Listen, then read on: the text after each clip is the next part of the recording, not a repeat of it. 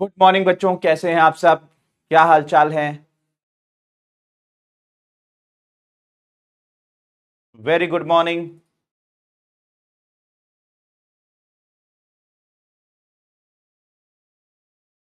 Good morning बच्चों, कैसे हैं आप सब?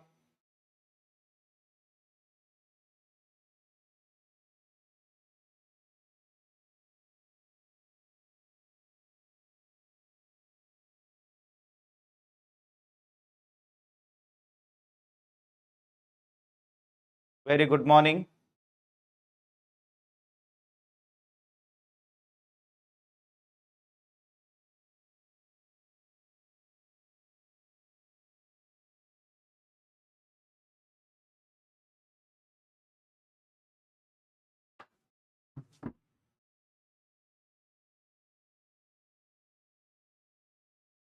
बहुत बढ़िया।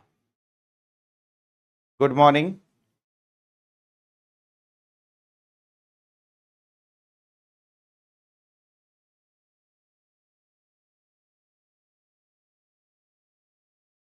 बढ़िया हूँ संध्या धैर्य।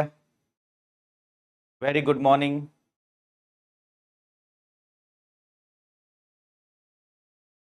रबीना, मैं भी ठीक हूँ।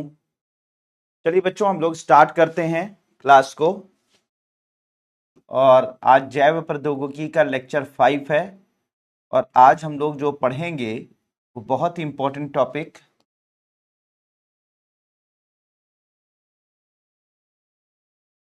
जिसे हम स्टेम सेल के नाम से जानते हैं। स्टेम सेल के नाम से जानते हैं, उस काफ़ी मशहूर टॉपिक है ये। और ये अक्सर एग्जामिनेशन अक्सर अक्सर ये करंट अफेयर्स में बना रहता है, एग्जाम में भी इससे क्वेश्चंस पूछे जाते हैं। स्टेम सेल क्या होती है? वैसे मैंने कल कुछ आप लोगों को बताया था कि कल जो है वो मैंने आप लोगों को बताया था कि स्टेम सेल क्या होती है, थोड़ा सा आइडिया दिया था। आज थोड़ा हम लोग इसको डिटेल में समझेंगे, डिटेल में जानेंगे कि आखिर ये स्टेम सेल क्या होती है, कैसे काम करती है। तो बच्चों, सबसे पहली बात तो स्टेम सेल क्या है। तो स्टेम सेल को अगर आप समझिए तो हमारी बॉडी में लगातार कुछ नई कोशिकाएं, नई सेल्स, नई कोशिकाएं बनती रहती हैं और पुरानी कोशिकाएं डेड होती रहती हैं। पुरानी कोशिकाओं का स्थान लेने के लिए जो नई कोशिकाओं का जन्म होता है, या फिर कहीं पर आपके टूट फूट हो जाती है, कहीं पर आपको कट लग जाता है, तो वहां पर जो नई कोशिकाएं जन्म लेती हैं, जिससे उस टूट फूट की मरम्मत होती है, घाव भर जाते हैं। तो ये सारी नई कोशिकाओं का जो जन्म होता है, चाहे वो पुरानी कोशिकाओं का स्थान लेने के लिए, चाहे टूट फूट की मरम्मत के लिए, चाहे घावों को भरने के लिए, ये सारी कोशिकाओं को जन्म देने का काम करती हैं हमारे शरीर की कुछ विशेष कोशिकाएं, जिनको हम लोग स्टेम कोशिकाएं या स्टेम सेल के नाम से जानते हैं। तो मेरे प्यारे बच्चों, स्टेम सेल्स क्या होती हैं फिर से मैं बता दे रहा हूं। हमारे शरीर की वह कोशिकाएं जो हमारे शरीर की नई कोशिकाओं को जन्म देती हैं, उन्हें हम लोग स्टेम सेल या स्टेम कोशिकाओं के नाम से जानते हैं। यह हमारे शरीर के हर भाग में पाई जाती हैं। इनकी अलग अलग कैपेसिटी होती है। कुछ कोशिकाएं ऐसी होती हैं जो विभाजन करती हैं और विभाजन करने के बाद सिर्फ एक ही प्रकार की कोशिका में बदल पाती हैं।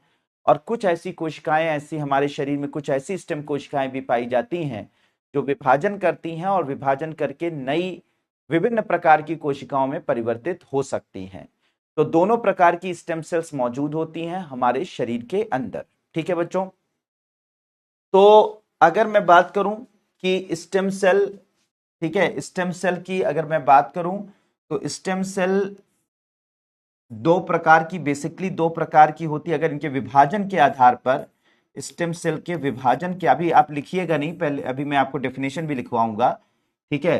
तो पहले इसे समझ लीजिए कि विभाजन के आधार पर, यानी कि विभाजन यानी विभाजन की जो क्षमता होती है, ठीक है, तो विभाजन की क्षमता के आधार पर कहा जाए, विभाजन की क्षमता के आधार पर, विभाजन की क्षमता के आधार पर, विभाजन की क्षमता के आधार पर जो कोशिकाएं होती हैं, ठीक है, स्टेम कोशिकाएं होती हैं, वैसे बहुत सारी होती हैं, टोटीपोटेंट होती हैं, ओलिगो, बहुत सारी होती हैं, बट यहां पे मैं दो आपको बता रहा हूं जो आपको काम आएगा। विभाजन की क्षमता के आधार पर ये दो प्रकार की होती हैं। एक होती है यूनिपोटेंट।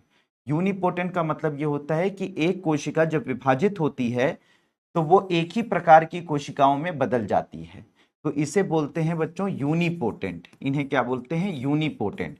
यूनिपोटेंट का मतलब एक प्रकार, ये जो यूनि का मतलब एक, पोटेंट का मतलब कैपेसिटी, यानी एक ही प्रकार की कोशिकाओं में बदल जाने की क्षमता वाली स्टेम कोशिकाओं को हम लोग यूनिपोटेंट स्टेम सेल्स कहते हैं। इसी जगह पर कुछ ऐसी कोशिकाएं हमारे शरीर में पाई जाती हैं, स्टेम सेल्स पाई जाती हैं, जो विभाजन करती हैं। विभाजन के बाद विभिन्न प्रकार की कोशिकाओं में बदलने की क्षमता होती है, यानी कि इसी एक कोशिका से आप विभिन्न प्रकार की कोशिका बना सकते हैं, मतलब बन सकती हैं। जैसे हमारी एक ही कोशिका के विभाजन से स्किन की सेल भी बन सकती है, किडनी की सेल भी बन सकती है, ठीक है, नर्व सेल भी बन सकती है, यानी तंत्रिका कोशिका। इसी के विभाजन के आधार पर आपके शरीर की जो है वो लिवर सेल भी बन सकती है।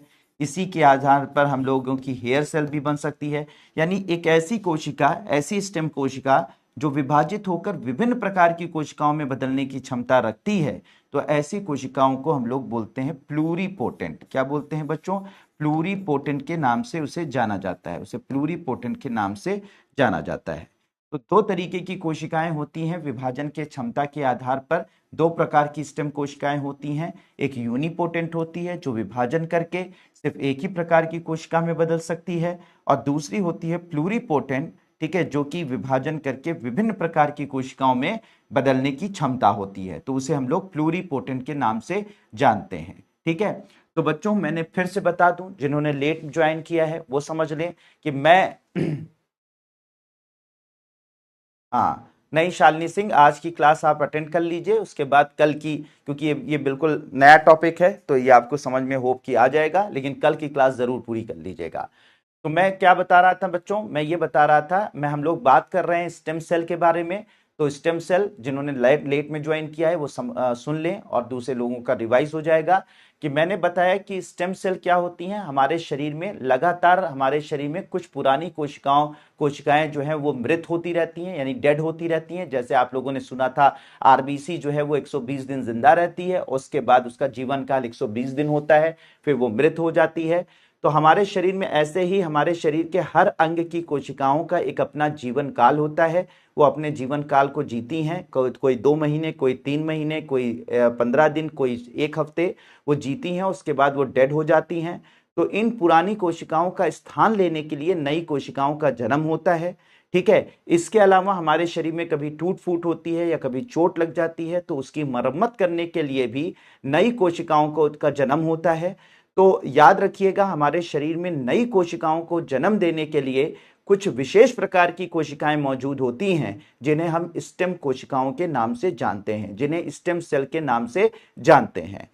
स्टेम सेल की अगर बात की जाए तो विभाजन की क्षमता के आधार पर ये दो प्रकार की हो सकती हैं, एक यूनिपोटेंट हो सकती है, एक प्लूरीपोटेंट हो सकती है। यूनिपोटेंट का मतलब ये होता है कि ऐसी स्टेम सेल जो विभाजन करे और एक ही प्रकार की कोशिका में बदल जाए, एक ही प्रकार की कोशिका में बदल जाए, तो इसे हम लोग बोलते हैं यूनिपोटेंट। ठीक है, और दूसरी होती है प्लूरीपोटेंट, जिसमें एक कोशिका विभाजित होकर विभिन्न प्रकार की कोशिकाओं में बदल जाए, तो इसे हम लोग बोलते हैं प्लूरीपोटेंट। ठीक है बच्चों, तो स्टेम सेल बच्चों बेसिकली दो प्रकार की विभाजन की क्षमता के आधार पर हो सकती हैं। ठीक है, ये सारी चीजें अब बच्चों कहां पर ये पाई जाती हैं और कैसी कैसी इनके अंदर विभाजन क्षमता होती है, ठीक है, विभाजन क्षमता होती है, वो सारी चीजें हम लोग यहां पर डिटेल में समझेंगे। पहले आप 2 लाइन में इसकी डेफिनेशन लिख लीजिए, इसकी परिभाषा लिख लीजिए, उसके बाद हम लोग आगे प्रोसीड करते हैं।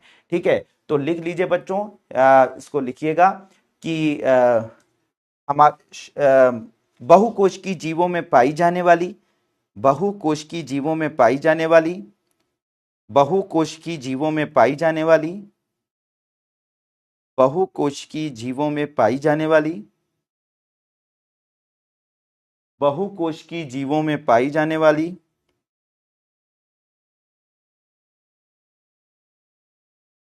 वाली विभाजन की क्षमता वाली, विभाजन की क्षमता वाली, विभाजन की क्षमता वाली,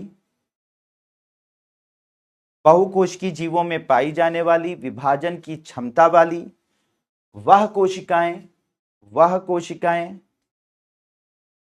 वह कोशिकाएं जो विभाजन के बाद जो विभाजन के बाद जो विभाजन के बाद एक प्रकार की एक प्रकार की एक प्रकार की या विभिन्न प्रकार की कोशिकाओं में परिवर्तित होती हैं, एक प्रकार की या विभिन्न प्रकार की कोशिकाओं में परिवर्तित होती हैं, एक प्रकार की या विभिन्न प्रकार की कोशिकाओं में परिवर्तित होती हैं, स्टेम कोशिकाएं कहलाती हैं। स्टेम कोशिकाएं कहलाती हैं। स्टेम कोशिकाएं कहलाती हैं। कोशिकाएं कहलाती हैं।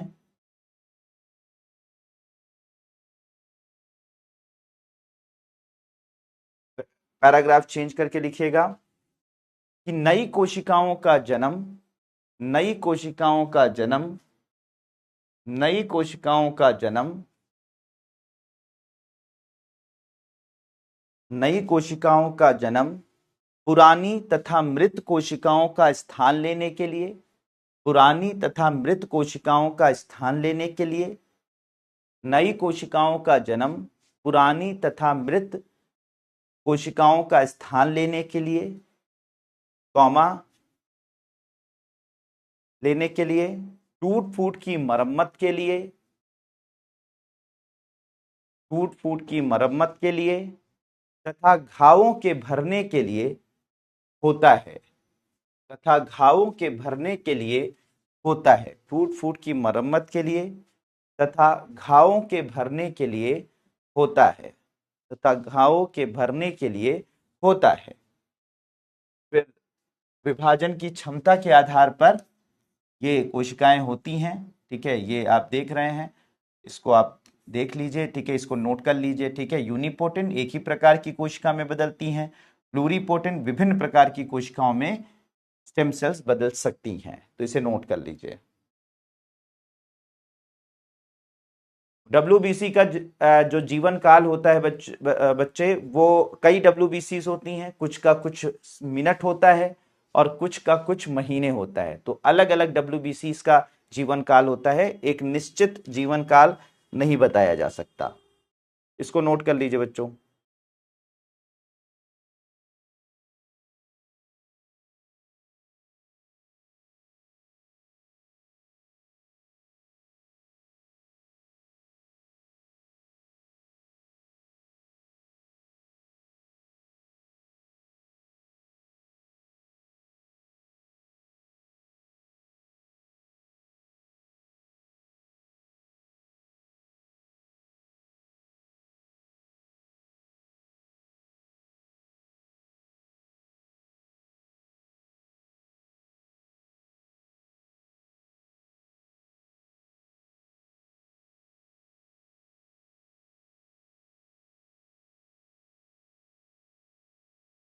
अभिनव शर्मा, आप जो भी स्ट्रेटजी बनाएं, ठीक है, मेरे हिसाब से अगर आप सिर्फ क्लास नोट्स और साथ ही साथ जो आपको क्लास के बाद जो है वो डिटेल नोट्स दिए जाते हैं उसे कर लीजिए, प्लस करंट अफेयर अपडेट कर लीजिए, और चाहिए तो आप मतलब जो पीडब्ल्यू की बुक्स हैं उसे पढ़ लीजिए, इतना मोर देन इनफ है, क्योंकि आपको बहुत सारे सब्जेक्ट पढ़ने हैं, सिर्फ एक सब्जेक्ट से काम नहीं होगा।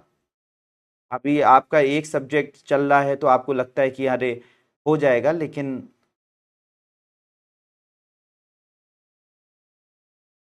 अभी बहुत मेहनत करनी बाकी है।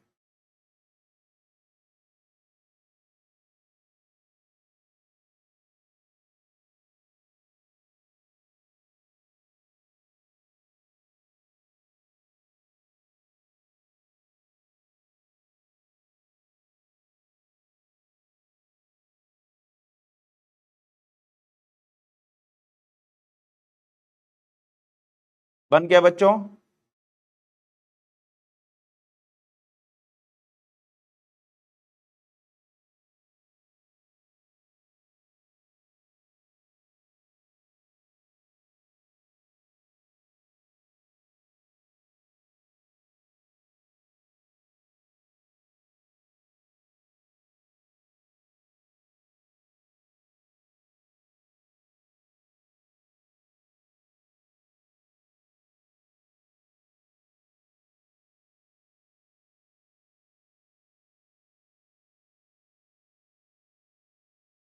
नोट कर लिया?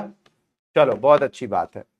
अब बच्चों ये कहां पर पाई जाती है उस आधार पर अगर हम लोग देखें, ठीक है, हाँ, अब ये कहां पर पाई जाती हैं उस आधार पर अगर हम लोग देखें तो ये अलग अलग जगहों पर मौजूद होती हैं। तो इसके स्थान यानी कि ये कहां पर पाई जाती हैं उस आधार पर देखें तो एक होती है बच्चों एम्ब्रियोनिक स्टेम सेल। ठीक है, एम्ब्रियोनिक स्टेम सेल होती है।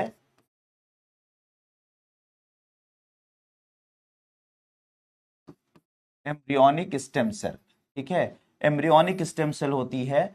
और ये जो एम्ब्रियोनिक स्टेम सेल होती है, इसे इसे ध्यान दीजिएगा बच्चों कि एम्ब्रियोनिक स्टेम सेल की अगर बात की जाए तो आपको लोगों को मैंने बताया था कि हमारे शरीर में जो एग पाया जाता है, अंडाणु पाया जाता है और शुक्राणु पाया जाता है।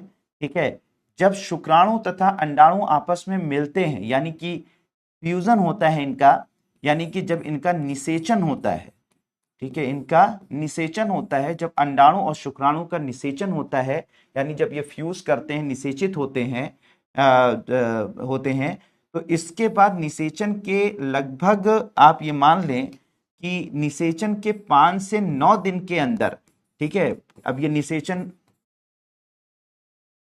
ये अंडाणु मिला, शुक्राणु मिला, दोनों आपस में निषेचित हुए, तो निषेचन के बाद ये एक कोशिका बन जाते हैं, ये अलग कोशिका, ये अलग कोशिका, ये आपस में जुड़कर एक कोशिका बन गए। फिर जब निषेचन होता है तो एक कोशिका दो कोशिका में 2 से 4, 4 से 8, 8 से 16, 16 से 32 ऐसी ही कोशिकाएं विभाजित होती रहती हैं। तो 5 से 9 दिन के अंदर एक भ्रूणीय अवस्था बनती है, एक भ्रूणीय अवस्था बनती है जिसे हम लोग बोलते हैं ब्लास्टोसिस्ट कहते हैं। उस भ्रूणीय अवस्था को क्या बोला जाता है? ब्लास्टोसिस्ट कहा जाता है। ठीक है, ये भ्रूणीय अवस्था होती है, यानी भ्रूण की अवस्था होती है। कितने दिन में बनती है ये भ्रूणीय अवस्था? ये बनती है आपके 5 से 9 दिन के अंदर, यानी निषेचन के 5 से 9 दिन के अंदर ये अवस्था बनती है भ्रूणीय अवस्था, जिसके अंदर विभाजन हो होकर कोशिकाओं का लगभग 150 से 200 कोशिकाएं बन जाती हैं। ठीक है, इसके अंदर, और ये जो 150 से 200 कोशिकाएं बन जाती हैं इस भ्रूण में, इनके अंदर पाई जाती है विभाजन की क्षमता, और इन्हीं के अंदर पाई जाती हैं स्टेम सेल्स। ठीक है, जिन स्टेम सेल को हम लोग बोलते हैं एम्ब्रियोनिक स्टेम सेल, या इन्हें हिंदी में बोला जाता है भ्रूणीय स्टेम कोशिका। क्या कहा जाता है? एम्ब्रियोनिक स्टेम सेल या भ्रूणीय स्टेम कोशिका कहा जाता है। अब ये स्टेम कोशिका के अंदर प्लूरीपोटेंसी होती है। प्लूरीपोटेंसी का मतलब कि ये विभिन्न प्रकार की कोशिकाओं में विभाजित हो सकती हैं, प्लूरीपोटेंसी होती है, और इससे ही जो है उस जो बच्चा होता है उसकी जो है वो उसका हार्ट बनता है, उसकी किडनी बनती है, ठीक है, उसका ब्रेन बनता है, यानी उसकी बॉडी का हर एक अंग इसी स्टेम सेल से बनता है। ठीक है, स्टेम सेल से बनता है, जो कि ब्लास्टोसिस्ट यानी ब्लास्टोसिस्ट की भ्रूणीय अवस्था में पाई जाती हैं।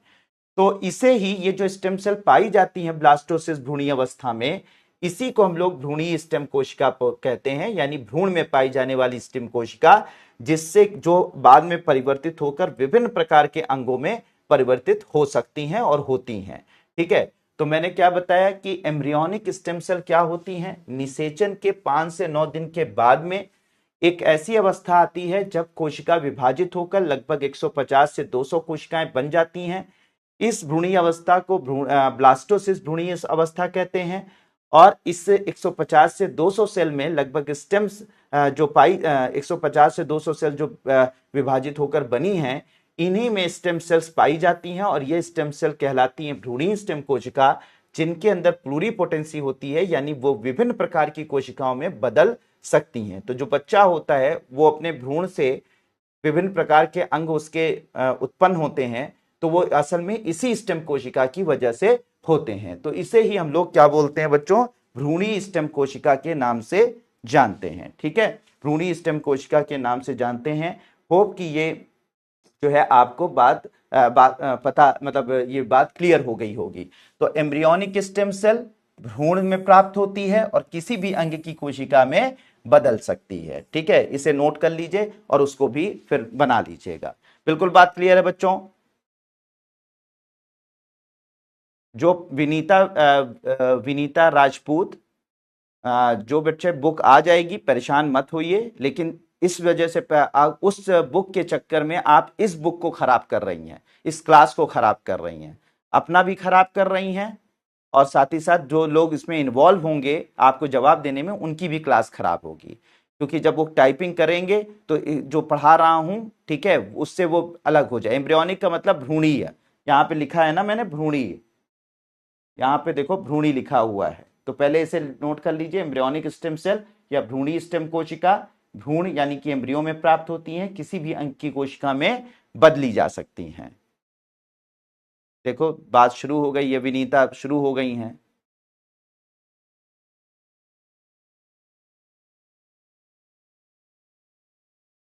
सिर्फ ये लिखिएगा, इसके आगे मत लिखिएगा, इसके आगे जब मैं आपको एक्सप्लेन करूंगा तब लिखिएगा, अभी बस ये लिखिए और साथ ही साथ इसको बना लीजिए। तो ये बात बिल्कुल क्लियर है बच्चों। देखो अजय यादव भी कमेंट करना शुरू कर दिए, ठीक है।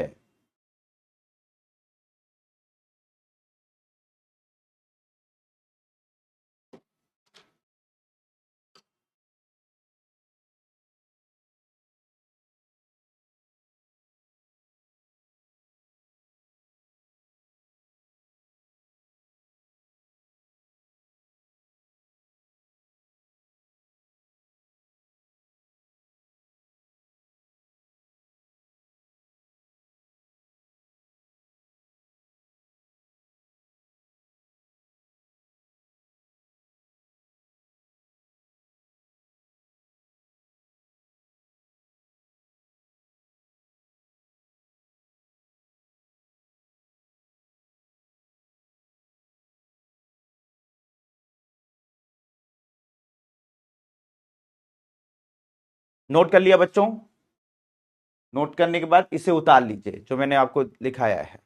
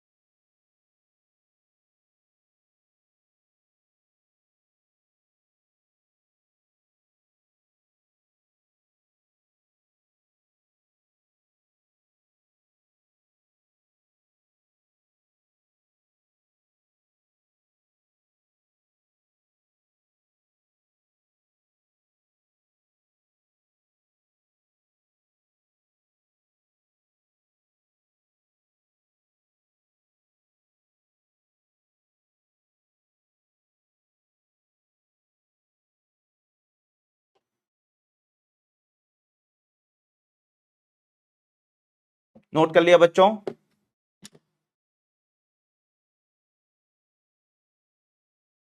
देखो एक लड़की ने काम शुरू किया, देखो विनीता, विनीता राजपूत ने काम शुरू किया। अब देखो चाहे कितना भी समझा लो, चलो विनीता विनीता राजपूत को मैंने समझा दिया, लेकिन कितना भी समझा लो, ठीक है, कितना भी एक्सप्लेन कर दो, लेकिन मतलब आप लोग इतने होशियार हैं कि जिसकी कोई हद नहीं है।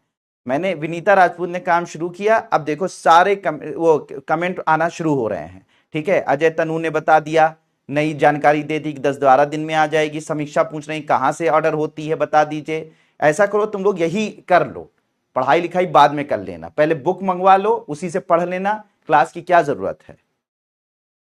मैंने बार बार समझाया है आप लोगों को कि क्लास इंपॉर्टेंट है, क्योंकि क्लास से ही चीजें जो बुक में लिखी होती हैं वो समझ में आती हैं, यहाँ एक्सप्लेन होती हैं। वरना बुक तो उठा के मार्केट में पड़ी हुई है, हजारों बुक पड़ी हुई हैं, हजारों राइटर की पड़ी हुई है, वही पढ़कर अगर कोई यूपीएससी निकाल लेता है या एग्जाम निकाल लेता तो फिर क्लासेस की जरूरत ना होती। लेकिन इतने मतलब अजीबो गरीब बच्चे हैं कि मैं क्या बताऊं, बनते सबसे होशियार हैं। इसलिए कोई भी बुक कब आएगी, ये पेपर कब टेस्ट होता है, कैसे होता है, किस तरीके से होता है, ये सारी की सारी चीजें जो होती हैं, सारी चीजें होती हैं, ये सब यहां डिस्कशन मत किया कीजिए। ये क्लास जो है इस सब डिस्कशन के लिए नहीं है। ये सब आप जो पीडब्ल्यू की जो हेल्पलाइन है उस पर आप ये सब डिस्कशन कीजिए।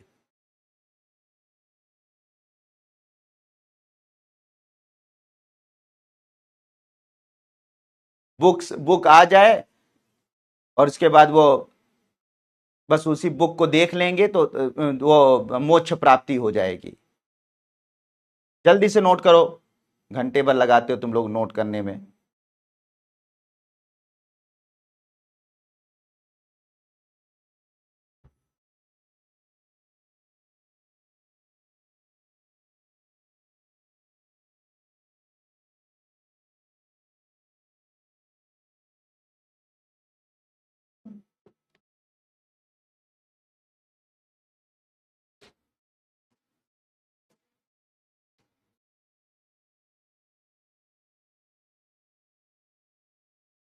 हो गया? चलो, अब हम लोग दूसरे तरीके की स्टेम कोशिका के बारे में बात कर रहे हैं। दूसरे प्रकार की स्टेम कोशिका के बारे में बात कर रहे हैं जिसे हम लोग बोलते हैं एडल्ट स्टेम सेल। एडल्ट, ठीक है, स्टेम सेल। हिंदी में इसे बोलते हैं वयस्क स्टेम कोशिका। वयस्क स्टेम कोशिका, वयस्क स्टेम कोशिका के नाम से जानते हैं। अब ये जो एडल्ट स्टेम सेल्स होती हैं इसका क्या काम होता है इसे समझिएगा। तो बच्चों, ये जो एडल्ट स्टेम सेल्स होती हैं ये हमारी बॉडी के हर एक ऑर्गन में पाई जाती हैं। हर एक ऑर्गन में पाई जाती हैं, ठीक है। ये भ्रूण में नहीं पाई जाती बल्कि हम लोग जब बड़े हो जाते हैं, ठीक है, हर एक इंसान के अंदर हर एक ऑर्गन में पाई जाती हैं। जैसे एग्जाम्पल ले लिया, हमारी ये हड्डी है। अब हड्डी जो होती है बच्चों वो बीच में खोखली होती है, मतलब खोखली का मतलब ऐसा नहीं खोखली की बिल्कुल हॉलो होती है, बल्कि जो है खाली सा स्पेस पाया जाता है इसके अंदर। और इसी खाली से स्पेस में बच्चों, इसी खाली से स्पेस में, इस हड्डी के खाली से स्पेस में जो है वो येलो कलर का जेली लाइक मटेरियल भरा होता है, ठीक है। येलो कलर का जेली लाइक मटेरियल भरा होता है। और ये जो जेली लाइक मटेरियल भरा होता है, ठीक है, इसे ही हम लोग बोलते हैं बोन मैरो। क्या बोलते हैं? बोन मैरो कहते हैं या अस्थि मज्जा कहते हैं। हिंदी में इसे बोलते हैं अस्थि मज्जा कहा जाता है, ठीक है। बोन मैरो या अस्थि मज्जा के नाम से इसे जाना जाता है। तो बच्चों याद रखिएगा, हमारी हड्डी है, हड्डी के बीच में खाली स्थान पाया जाता है जिसमें जेली लाइक मटेरियल भरा होता है जिसे अस्थि मज्जा या बोन मैरो कहते हैं। आ रही बात समझ में? ये जो बोन मैरो होती है बच्चों, इसी के अंदर कुछ स्टेम सेल्स पाई जाती हैं, आरबीसी प्रोड्यूस करने वाली स्टेम सेल्स पाई जाती हैं। और ये जो आरबीसी प्रोड्यूसिंग स्टेम सेल पाई जाती हैं ये प्रोड्यूस करती हैं आरबीसी यानी रेड ब्लड सेल्स को प्रोड्यूस करती हैं। लेकिन हमेशा याद रखिएगा कि बोन मैरो में पाई जाने वाली आरबीसी की स्टेम सेल आरबीसी प्रोड्यूस करेंगी, डब्ल्यूबीसी नहीं करेंगी। इसका मतलब यह है कि ये जो स्टेम सेल होती हैं ये कैसी होती हैं? नेचर में यूनिपोटेंट होती हैं। यूनिपोटेंट का मतलब सिर्फ एक ही रूप में परिवर्तित हो सकती हैं। आरबीसी की स्टेम सेल आरबीसी में परिवर्तित होंगी, डब्ल्यूबीसी में नहीं परिवर्तित होंगी। तो ये एक तरीके की यूनिपोटेंट स्टेम सेल होती है, ठीक है। तो ये एग्जाम्पल, तो मतलब ये जो एडल्ट स्टेम सेल होती हैं हमारे शरीर के हर अंग में पाई जाती हैं, और हमारे शरीर के हर अंग में पाई जाती हैं और उसी अंग की कोशिकाओं को जन्म देती हैं। जैसे एक उदाहरण और ले लीजिए, जैसे आपकी नाखून है। अब आपने नाखून देखा होगा कि आपका ये ऐसे मान लीजिए नाखून है, तो उस नाखून के यहां पर एक व्हाइट कलर की ऐसी लाइन बनी होती है। तो एग्जैक्टली वहां पर जो है वो स्टेम सेल्स पाई जाती हैं। अब ये जो स्टेम सेल्स पाई जाती हैं ये विभाजित होती हैं, विभाजित होकर नई कोशिकाओं को जन्म देती हैं। नई कोशिकाओं को जब जन्म देती हैं तो ये कोशिकाएं बढ़कर नाखून का जो डेड पार्ट होता है उसे बनाती हैं।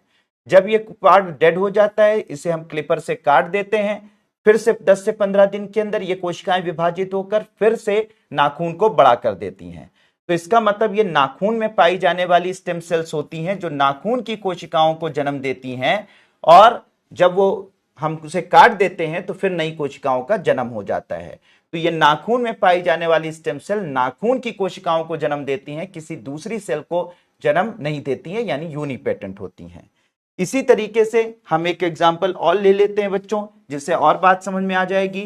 हमारे बाल होते हैं, हमारे हेयर्स होते हैं, ठीक है, हेयर्स होते हैं, और ये जो हेयर्स होते हैं इनकी जड़ें होती हैं। हेयर्स की क्या होती हैं? जड़ें होती हैं, ठीक है।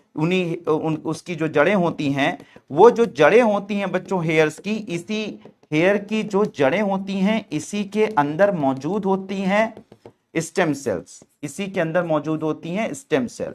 लेकिन ये हेयर की स्टेम सेल्स होती हैं, ये विभाजित होती हैं, नई हेयर कोशिकाओं को जन्म देती हैं, और जब नई कोशिकाओं को हेयर के जन्म देती हैं तो ये हमारा हेयर जो है, हमारा बाल जो है वो बड़ा हो जाता है। हम ऊपर से काट देते हैं, फिर से हेयर की स्टेम सेल्स नई कोशिकाओं को जन्म करके बाल को फिर से बढ़ा देती हैं, फिर हम काट देते हैं, फिर बढ़ जाती हैं। तो इसका मतलब कि हमारे जो बाल हैं उनकी जड़ों में, ठीक है, स्टेम कोशिकाएं पाई जाती हैं जो कि यूनिपोटेंट होती हैं, एक ही कोशिका में विभाजित, मतलब हेयर की स्टेम सेल हेयर की सेल ही बनाती है, नई कोशिकाओं को जन्म देती है, बाल बढ़ जाते हैं, फिर हम उसे काट देते हैं। इसका मतलब हमारे शरीर के हर अंग में पाई जाने वाली वह स्टेम कोशिकाएं जो उस अंग की कोशिकाओं को जन्म देती हैं, उसे हम लोग क्या बोलते हैं? एडल्ट स्टेम सेल बोलते हैं, या वयस्क स्टेम कोशिका के नाम से उन्हें जाना जाता है। किस नाम से जाना जाता है बच्चों? एडल्ट स्टेम सेल या वयस्क स्टेम कोशिका के नाम से जाना जाता है, ठीक है। तो ये हमारे शरीर के हर अंग में पाई जाती हैं। कैसी नेचर में होती हैं? मैंने आपको बताया कैसी नेचर में होती हैं, यूनिपोटेंट होती हैं। यूनिपोटेंट का मतलब हो गया कि सिर्फ एक ही प्रकार की कोशिका में बदल सकती हैं, ठीक है, एक ही प्रकार की कोशिका में बदल सकती हैं, ठीक है। तो याद रखिएगा, तो वयस्क स्टेम कोशिका, adult stem cell bone marrow, त्वचा या लीवर जैसे अंगों में पाई जाती हैं। सीमित प्रकार की कोशिकाएं बना सकती हैं, यानी कि वही एक ही प्रकार की कोशिकाएं बना सकती हैं, ठीक है बच्चों। तो इसे नोट कर लीजिए, होप कि आपको यह बात भी क्लियर हो गई होगी। बिल्कुल क्लियर है बच्चों? जल्दी बताइए।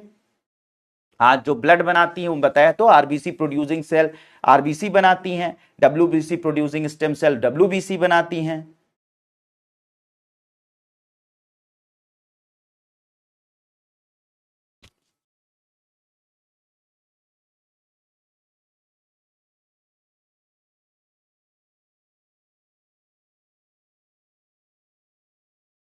बिल्कुल बात क्लियर है, बहुत बढ़िया।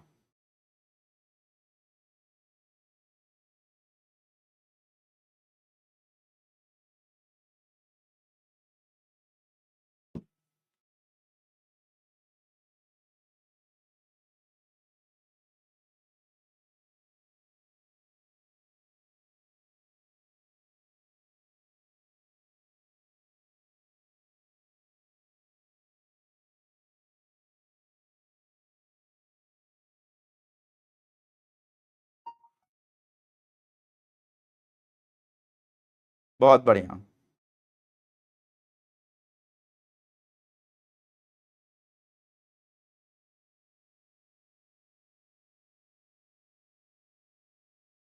नहीं, आकोश नहीं बोल सकते हो, जबरदस्ती मत बोलो पूजा दुबे, जितना बता रहा हूं बच्चे उतना बोलो, ठीक है। आकोश नहीं बोल सकते हैं, आकोश कैसे बोल देंगे? आकोश या एक कोश नहीं बोल सकते हैं, बस यूनिपोटेंट ही नाम रखो उसका। Thank you Sandhya.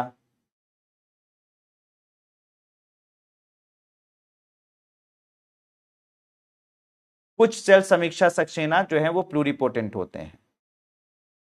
नोट कर लिया इसको बच्चों? इसे नोट कर लीजिए।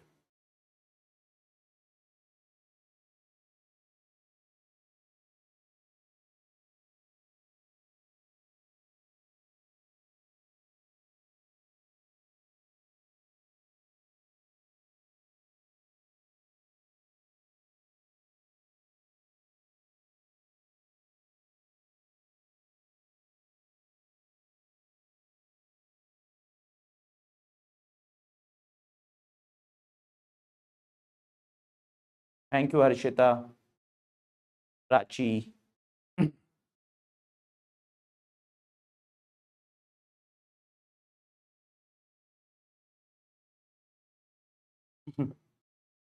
शालिनी सिंह, अब मिल गया हूं, अब अच्छे से आईएएस निकाल कर दिखाओ।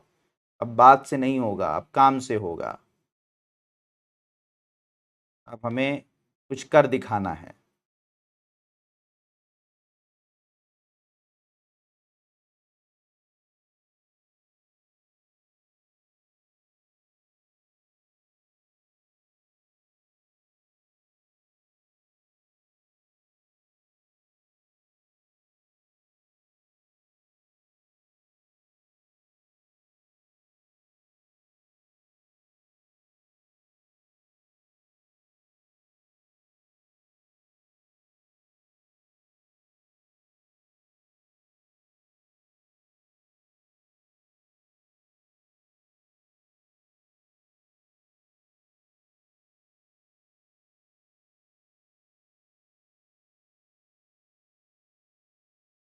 नहीं बोल सकते पूजा दुबे, कितनी बार बता दूं, एक कोश की नहीं बोल सकते बेटा,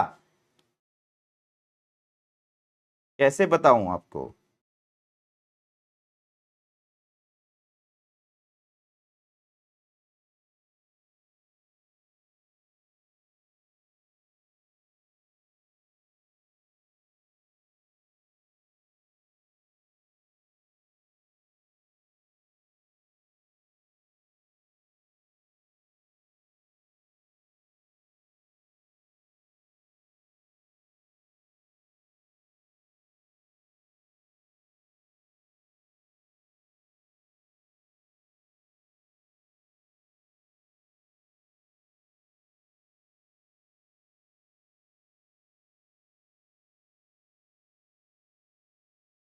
हो गया नोट, बहुत बढ़िया, बहुत बढ़िया, बहुत शानदार। अब बच्चों एक तीसरे तरीके की कोशिका होती है, स्टेम सेल होती हैं, जो जिसे जो तीसरे तरीके की होती है, जो मैं आपको बताता हूं कि ये जब बच्चा अपने माँ के गर्भ में रहता है, ध्यान से सुनिएगा बच्चों, जब बच्चा जो है अपने माँ के गर्भ में रहता है, तो माँ के गर्भ में वो एक एक रस्सी नुमा स्ट्रक्चर से ऐसे जुड़ा होता है। माँ के गर्भ में वो एक रस्सी नुमा स्ट्रक्चर में से जुड़ा होता है, जिसे अम्बिलिकल कॉर्ड बोलते हैं, या इसे नाभि रज्जु कहा जाता है। क्या कहा जाता है इसे बच्चों? इसे नाभि रज्जु कहा जाता है। अम्बिलिकल कॉर्ड या नाभि रज्जु के नाम से इसे जाना जाता है। ये जो अम्बिलिकल कॉर्ड होती है, ये माँ और बच्चे के बीच में कनेक्शन होती है। माँ जो कुछ भी खाती है वो उसकी बॉडी में डाइजेस्ट होता है, डाइजेस्ट होने के बाद वो उसके ब्लड में मिलता है, और ब्लड से होता हुआ, ठीक है, ब्लड से होता हुआ अम्बिलिकल कॉर्ड में पहुंचता है, और अम्बिलिकल कॉर्ड से होता हुआ इस बच्चे के शरीर में पहुंचता है। बच्चा जो भी अपने शरीर में उत्सर्जन करता है, वेस्ट मटेरियल को निकालता है, वो अपने ब्लड में डाल देता है, और ब्लड से होते हुए ये वो माँ के शरीर में पहुंचता है, और माँ उसे बाहर कर देती है। तो हमेशा याद रखिएगा, ये जो नाभि रज्जु है, जिसे अम्बिलिकल कॉर्ड कहते हैं, ये माँ और बच्चे के बीच में बड़ा जोरदार कनेक्शन होता है। यानी 9 महीने जो गर्भकाल होता है, उस 9 महीने के गर्भकाल में दोनों एक दूसरे में जो मटेरियल का एक्सचेंज करते हैं, पदार्थों का जो है वो आदान प्रदान करते हैं। माँ जो है वो भोजन बच्चे को प्रोवाइड करती है, और बच्चा जो है अपना उत्सर्जी पदार्थ माँ को वापस देता है। ये इसी मतलब नाभि रज्जु के तहत ही हो पाता है। ठीक है। अब इसी जो नाभि रज्जु है, इसी नाभि रज्जु में देखा गया कि कुछ स्टेम सेल पाई जाती हैं। ये नाभि रज्जु जो होता है, इसी में देखा गया कि कुछ स्टेम सेल पाई जाती हैं, और ये जो स्टेम सेल होती हैं, ये नेचर में प्लूरीपोटेंट होती हैं। कैसी होती हैं? प्लूरीपोटेंट होती हैं। यानी कि अगर इस स्टेम सेल को निकाल लिया जाए, तो प्लूरीपोटेंसी के कारण भविष्य में अगर ये प्लूरीपोटेंट होती हैं, यानी कि प्लूरीपोटेंट का मतलब होता है कि ये कई अंगों में बदली जा सकती हैं, कई अंगों में परिवर्तित किया जा सकता है। तो वैज्ञानिकों ने सोचा कि अगर जब बच्चा पैदा होता है तो ये अम्बिलिकल कॉर्ड भी बाहर आ जाती है। तो पहले क्या करते थे, इस अम्बिलिकल कॉर्ड को काट के फेंक देते थे, कोई यूज नहीं होता था, थोड़ा सा बच्चे के पेट में लगा रहता था, जहां पे हम लोगों की नाभि है वहीं पर लगा रहता था। नाभि अम्बिलिकल कॉर्ड की ही जगह होती है, और फिर थोड़ी दिन बाद सूखकर वो भी झड़ जाता था। लेकिन अब बच्चों क्या हो गया है कि जब से पता चला है कि यहां पर कुछ स्टेम सेल्स पाई जाती हैं, तो वैज्ञानिकों ने क्या किया है बच्चों कि ये जो स्टेम सेल्स होती हैं, ये अब जब बच्चा पैदा होता है तो ये जो नाभि रज्जु होता है इसको काट कर और इसको प्रिजर्व कर ले रहे हैं, रख ले रहे हैं। ठीक है, उसको -196 डिग्री सेल्सियस के तापमान पर कई वर्षों के लिए उसे रख लिया जाता है। मतलब उसे कई वर्षों तक, मतलब आप समझ लें कि 20 साल, 25 साल, 30 सालों के लिए रख लिया जाता है। इस उम्मीद में रखा जाता है कि इसके अंदर प्लूरीपोटेंट स्टेम सेल्स मौजूद हैं। और ये स्टेम सेल किसकी हैं? इस बच्चे की हैं। तो मान लीजिए भविष्य में इस बच्चे को कोई बीमारी होती है, ठीक है, कोई बीमारी होती है, कोई इसका अंग फेल हो जाता है, तो ऐसी कंडीशन में उसकी स्टेम सेल को यूज करके हम उसे कई अंगों में उसको उससे अंगों को बनाकर और फिर उस बच्चे को हम ट्रांसप्लांट कर सकते हैं, उसकी जान बचा सकते हैं। तो आज क्या किया जा रहा है बच्चों, जब बच्चा पैदा होता है तो बच्चे के पैदा होने जब पैदा होता है तो उसी वक्त इस अम्बिलिकल कॉर्ड को, नाभि रज्जु को हम लोग क्या करते हैं, कंजर्व कर लेते हैं। उसको हम लोग क्या करते हैं, प्रिजर्व कर लेते हैं, संरक्षित कर लेते हैं। और ये जो इसका संरक्षित किया जाता है वो किया जाता है एक टेम्परेचर पर। और किसमें संरक्षित किया जाता है? लिक्विड नाइट्रोजन में। ठीक है, लिक्विड नाइट्रोजन में उसको संरक्षित किया जाता है लगभग -196 डिग्री सेल्सियस पर। तो इसको संरक्षित कर लिया जाता है लिक्विड नाइट्रोजन में -196 डिग्री सेल्सियस पर, जिससे कि अगर भविष्य में, क्योंकि स्टेम सेल के अंदर क्या क्षमता होती है, प्लूरीपोटेंसी की, ये किसी भी अंग में परिवर्तित किया जा सकता है। तो भविष्य में अगर इस बच्चे को कोई समस्या हो तो ये जो प्रिजर्व स्टेम सेल्स होती हैं इनकी मदद से हम अंगों को बना सकते हैं और इस बच्चे की जान को बचा सकते हैं। ठीक है, लेकिन क्या आज उसमें आज की कोई लैब है या फैक्ट्री है, क्या आज वो ये इस तरीके के अंग बन रहे हैं? नहीं बेटा, ऐसे अंग बन नहीं रहे हैं। हाँ, फ्यूचर में बन सकते हैं, तो इसी उम्मीद में ये काम किया जाता है। ठीक है, इसी उम्मीद में ये काम किया जाता है कि कल फ्यूचर में अगर ऐसा हुआ तो हम लोग इसका यूज कर सकते हैं। ठीक है, इसका यूज कर सकते हैं और उस बच्चे की जान बचा सकते हैं। लेकिन ऐसा होगा, 100% होगा, ऐसा जो है वो अभी 100% नहीं कहा जा सकता है। ठीक है, फिर भी एक उम्मीद है और उस उम्मीद पर हम लोग इसको काम कर रहे हैं। तो बहुत सारे लोग ऐसे हैं जो अपने बच्चों की जो है ये जो अंग होता है इसको मतलब ये जो अम्बिलिकल कॉर्ड होती है उसको प्रिजर्व कराते हैं। ठीक है, तो फिर से समझ लीजिए बच्चों कि बच्चों और बच्चे, जब बच्चा अपने माँ के गर्भ में होता है तो माँ और बच्चे के बीच में जो कनेक्शन होता है वो यही नाभि रज्जु होती है, अम्बिलिकल कॉर्ड होता है। इसी से माँ बच्चे को न्यूट्रिएंट देती है, पोषक पदार्थ देती है, और इसी से बच्चा जो है अपना वेस्ट मटेरियल माँ के अंदर डालता है। ठीक है, तो ये नाभिक रज्जु जो है उसके अंदर पता चला कि स्टेम सेल्स होती हैं, और वो स्टेम सेल्स ऐसी होती हैं जिनकी क्षमता प्लूरीपोटेंट होती है, यानी किसी भी अंगों में बदली जा सकती हैं। तो वैज्ञानिकों ने, अब डॉक्टरों ने क्या किया है कि जब बच्चा पैदा होता है तो कुछ लोग होते हैं, मतलब ऐसा नहीं कि सब प्रिजर्व करवाते हैं, लेकिन बहुत सारे ऐसे लोग जिनके पास पैसा है, तो बहुत सारी कंपनियां आ गई हैं, उनको इन्फॉर्म कर देते हैं। वो कंपनियां आती हैं और 50,000, 60,000, 1 लाख रुपए लेकर और उनके बच्चे की ये जो अम्बिलिकल कॉर्ड होती है, नाभि रज्जु होती है, इसको लिक्विड नाइट्रोजन में संरक्षित कर लेती हैं और फिर आपको एक सर्टिफिकेट दे देती हैं कि अगर आपको कभी भविष्य में जरूरत पड़ेगी तो आप बताइएगा। तो वो 20 से 25 सालों के लिए उसको सुरक्षित कर लिया जाता है। ठीक है, तो ये सारी चीजें होती हैं बच्चों। ठीक है, तो होप कि ये बातें आपको समझ में आ गई होंगी। तो ये इसे कहा जाता है अम्बिलिकल कॉर्ड स्टेम सेल। क्या कहा जाता है बच्चों? इसे बोला जाता है umbilical cord stem cell. Umbilical cord stem cell कहा जाता है, या इसे नाभि रज्जु स्तंभ कोशिका बोला जाता है। नाभि रज्जु स्टेम कोशिका बोला जाता है। नाभि रज्जु स्टेम कोशिका बोला जाता है। तो बहुत सारे लोग इसको आजकल जो है वो सुरक्षित करवा रहे हैं। ठीक है, तो बिल्कुल बात क्लियर बच्चों।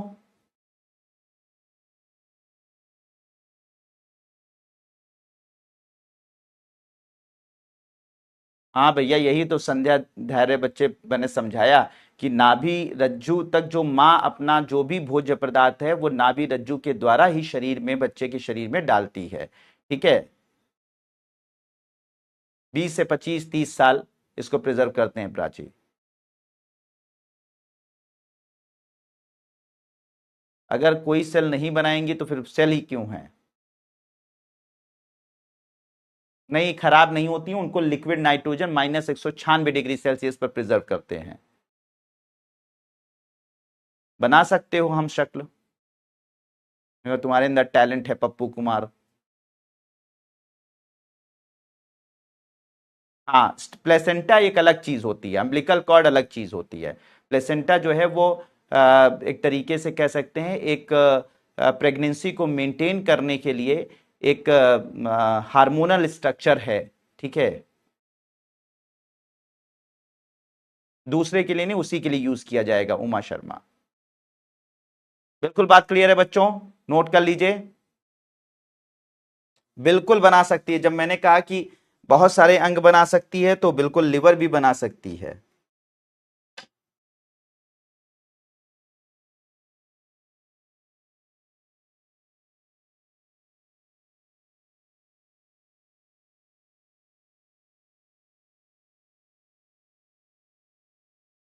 हो गया बच्चों?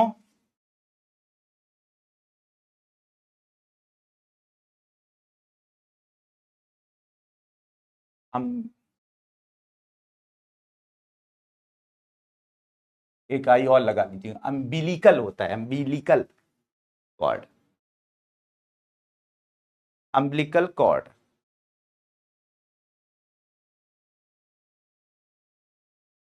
थैंक यू, बिल्कुल बात समझ में आ गया बच्चों, नोट कर लिया। इसको किस में संरक्षित किया जाता है? इसको किस में संरक्षित किया जाता है? इसको संरक्षित किया जाता है आपके, कहां पर संरक्षित किया जाता है बच्चों? इसको संरक्षित किया जाता है लिक्विड नाइट्रोजन में -196 डिग्री सेल्सियस पर, ठीक है। इसको एक टर्म देते हैं, अगर किसी भी चीज को आप -150 डिग्री सेल्सियस के नीचे संरक्षित करते हैं तो इसे बोला जाता है क्रायो प्रिजर्वेशन, या हिंदी में बोलते हैं क्रायो संरक्षण। क्या बोलते हैं? क्रायो संरक्षण या क्रायो प्रिजर्वेशन कहा जाता है, ठीक है। तो -150 डिग्री सेल्सियस से नीचे अगर कोई भी चीज प्रिजर्व की जाती है तो उसे कहा जाता है क्रायो प्रिजर्वेशन या क्रायो संरक्षण कहा जाता है, लिक्विड नाइट्रोजन।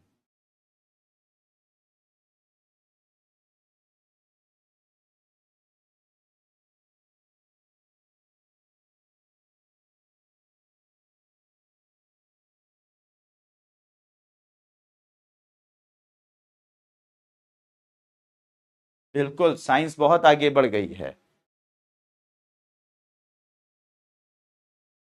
अभी अमित कुमार, मैं साइंस एंड टेक्नोलॉजी की जो भी करंट अफेयर्स हैं उनको मैं अभी आप लोगों को बताता रहता हूं, उसके साथ जोड़ के पढ़ाता हूं। बाकी आगे फ्यूचर में आप क्या करेंगे कि फ्यूचर में आप जो है वो जो करंट अफेयर्स वगैरह होंगे उनके साथ उसको ऐड करके पढ़ेंगे, ठीक है। चलिए, अब आगे बात करते हैं बच्चों, आगे बात करते हैं। तो हमारे शरीर के अंदर अब एक टेक्नोलॉजी है, इसी उसे बोलते हैं आईपीएस टेक्नोलॉजी। आईपीएस टेक्नोलॉजी के नाम से उसे जाना जाता है। आईपीएस का मतलब इंडियन पुलिस सर्विस नहीं होता, ठीक है, बल्कि इसका फुल फॉर्म होता है induced induced pluripotent pluripotent stem cell. Induced pluripotent stem cell कहा जाता है। ये एक तरीके की टेक्नोलॉजी है, ठीक है। अब इसमें क्या किया जाता है बच्चों कि इसमें हम लोग लेते हैं अपनी adult stem cell, adult stem cell लेते हैं, नॉर्मल स्टेम सेल लेते हैं, ठीक है। एडल्ट स्टेम सेल यानी कि वयस्क स्टेम कोशिका, जिसको अभी आप लोगों ने पढ़ा, जिसके अंदर क्षमता होती है किस चीज की? जिसके अंदर क्षमता होती है आपकी सिर्फ एक ही प्रकार की कोशिका बनाने की, यानी इसके अंदर जो क्षमता होती है वो यूनिपोटेंसी की ही होती है, ठीक है। तो वैज्ञानिकों ने आज एक बहुत बड़ा कारनामा किया है, मतलब कुछ सालों पहले कुछ एक बहुत बड़ा कारनामा किया। उन्होंने कहा जो एडल्ट स्टेम सेल्स होती हैं जो कि यूनिपोटेंट होती हैं, बेसिकली जो सिर्फ एक ही प्रकार की कोशिका में बदल सकती हैं, यानी स्किन की सेल सिर्फ स्किन की सेल में बदल सकती है, उसको लिया वैज्ञानिकों ने। और वैज्ञानिकों ने क्या किया कि इसके अंदर एक कुछ केमिकल्स की मदद से, कुछ रसायनों की मदद से उन्होंने क्या किया, इसके आरएनए को चेंज कर दिया, इसके डीएनए को नहीं चेंज किया, इसके आरएनए को चेंज कर दिया। ठीक है, आरएनए को चेंज कर दिया और इसे बोला गया आरएनए रीप्रोग्रामिंग। आरएनए रीप्रोग्रामिंग कहा गया। ठीक है, क्या कहा गया? आरएनए रीप्रोग्रामिंग कहा गया। ठीक है, अब इसमें होता क्या, इसको समझिएगा। अब मान लीजिए आपको मैंने बताया था कि हमारे शरीर में जीन होते हैं, जीन क्या करते हैं? आरएनए को आदेश देते हैं, आरएनए क्या करता है?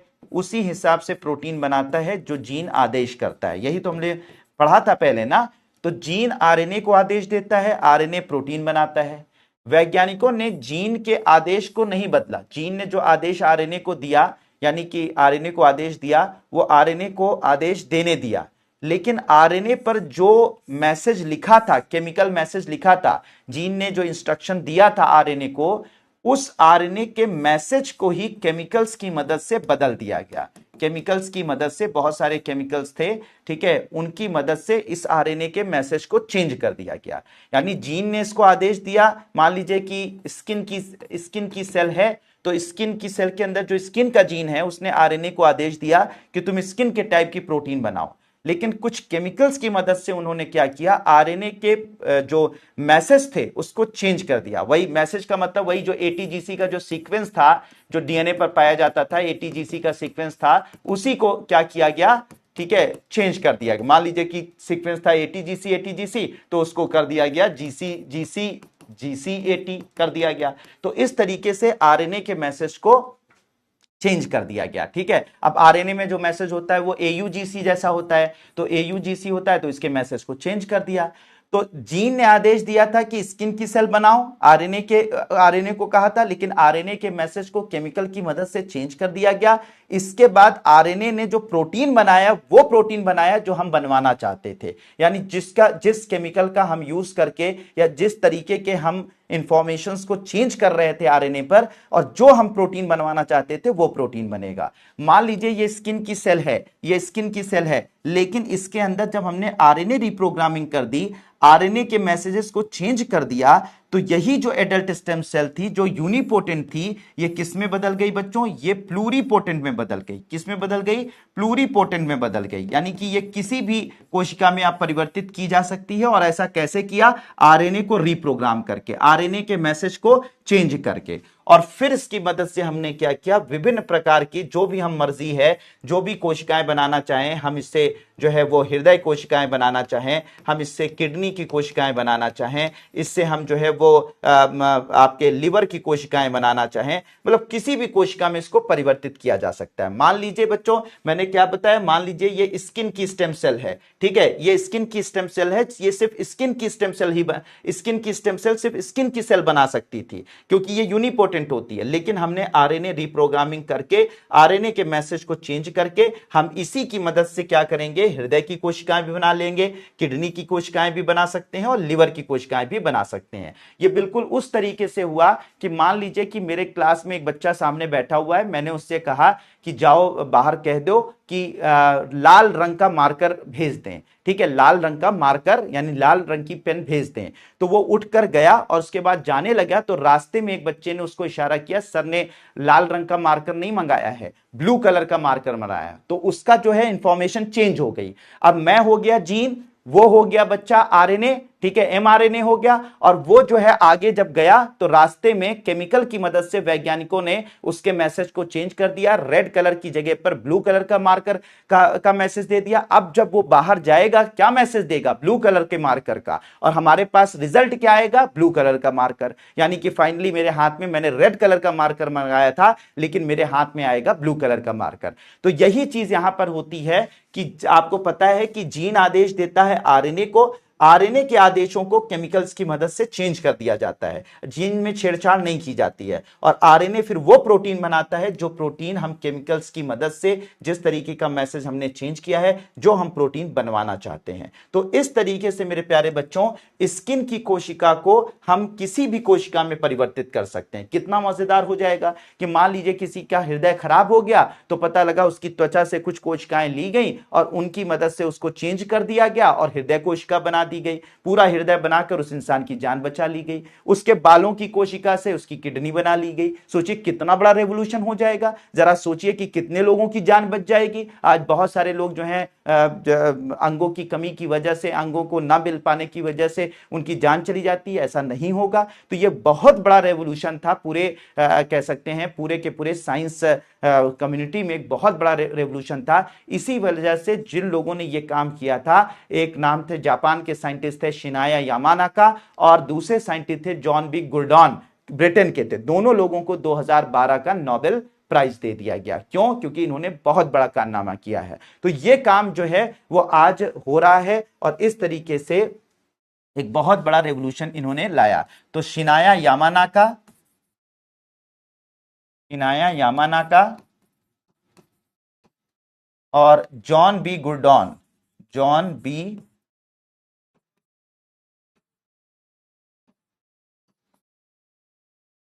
इन दोनों को 2012 का नोबेल प्राइज मेडिसिन का 2012 का इसी चिकित्सा को डेवलप करने के लिए, यानी इंड्यूस प्लूरिपोटेंट स्टेम सेल को डेवलप करने के लिए दिया गया। तो होप मेरे प्यारे बच्चों, इंड्यूस प्लूरिपोटेंट स्टेम कोशिकाएं क्या होती हैं, इनको कैसे परिवर्तित किया जाता है, किस टेक्नोलॉजी कौन सी इसमें यूज होती है, आरएनए रीप्रोग्रामिंग इसे कहा जाता है, आरएनए रीप्रोग्रामिंग कहा जाता है। तो होप कि ये बात आपको समझ में आ गई होगी कि एग्जैक्टली किस तरीके से हम लोग इस आरएनए रीप्रोग्रामिंग को करके और किस तरीके से हम एडल्ट स्टेम सेल को प्लूरिपोटेंट स्टेम सेल में बदलकर और लोगों की जान को बचा सकते हैं। ठीक है, बिल्कुल बात क्लियर है बच्चों? जल्दी बताइए। कर सकता है नरगिस, कर सकता है। बिल्कुल बात क्लियर है बच्चों, कैसे ये काम किया गया? एडल्ट स्टेम, ये इंड्यूस प्लूरिपोटेंट स्टेम सेल क्या होती है, कैसे होता है? क्लियर हुई बात?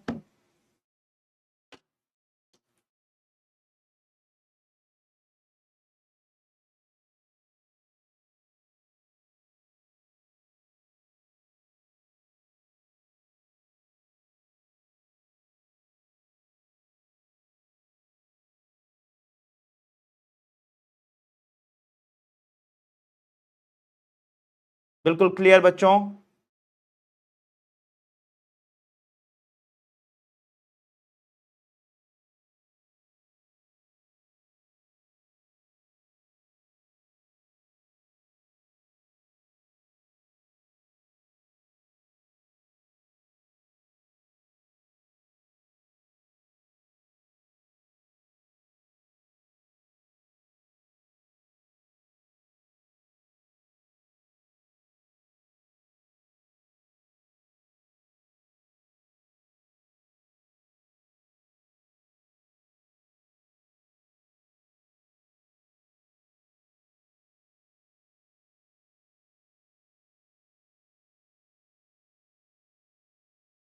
बिल्कुल कॉस्ट सबकी ज्यादा होती है बच्चों। ठीक है, तो इसको यहां पर ऐसे लिख भी सकते हैं, लैब में साधारण कोशिकाओं को रिप्रोग्राम करके बनाई जाती हैं, एम्ब्रियोनिक स्टेम सेल जैसी क्षमता होती है।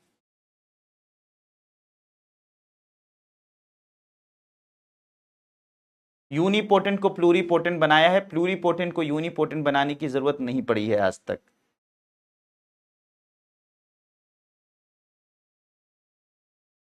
Thank you Ajay Tanu.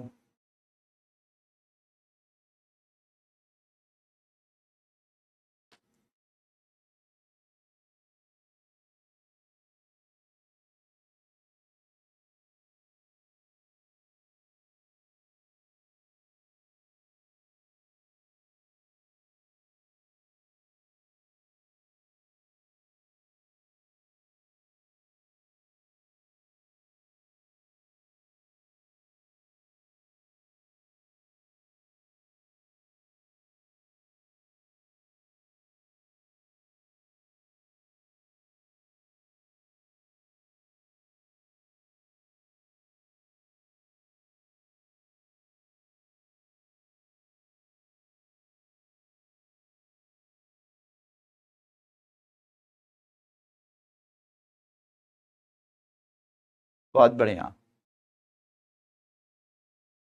Note कर लिया बच्चों।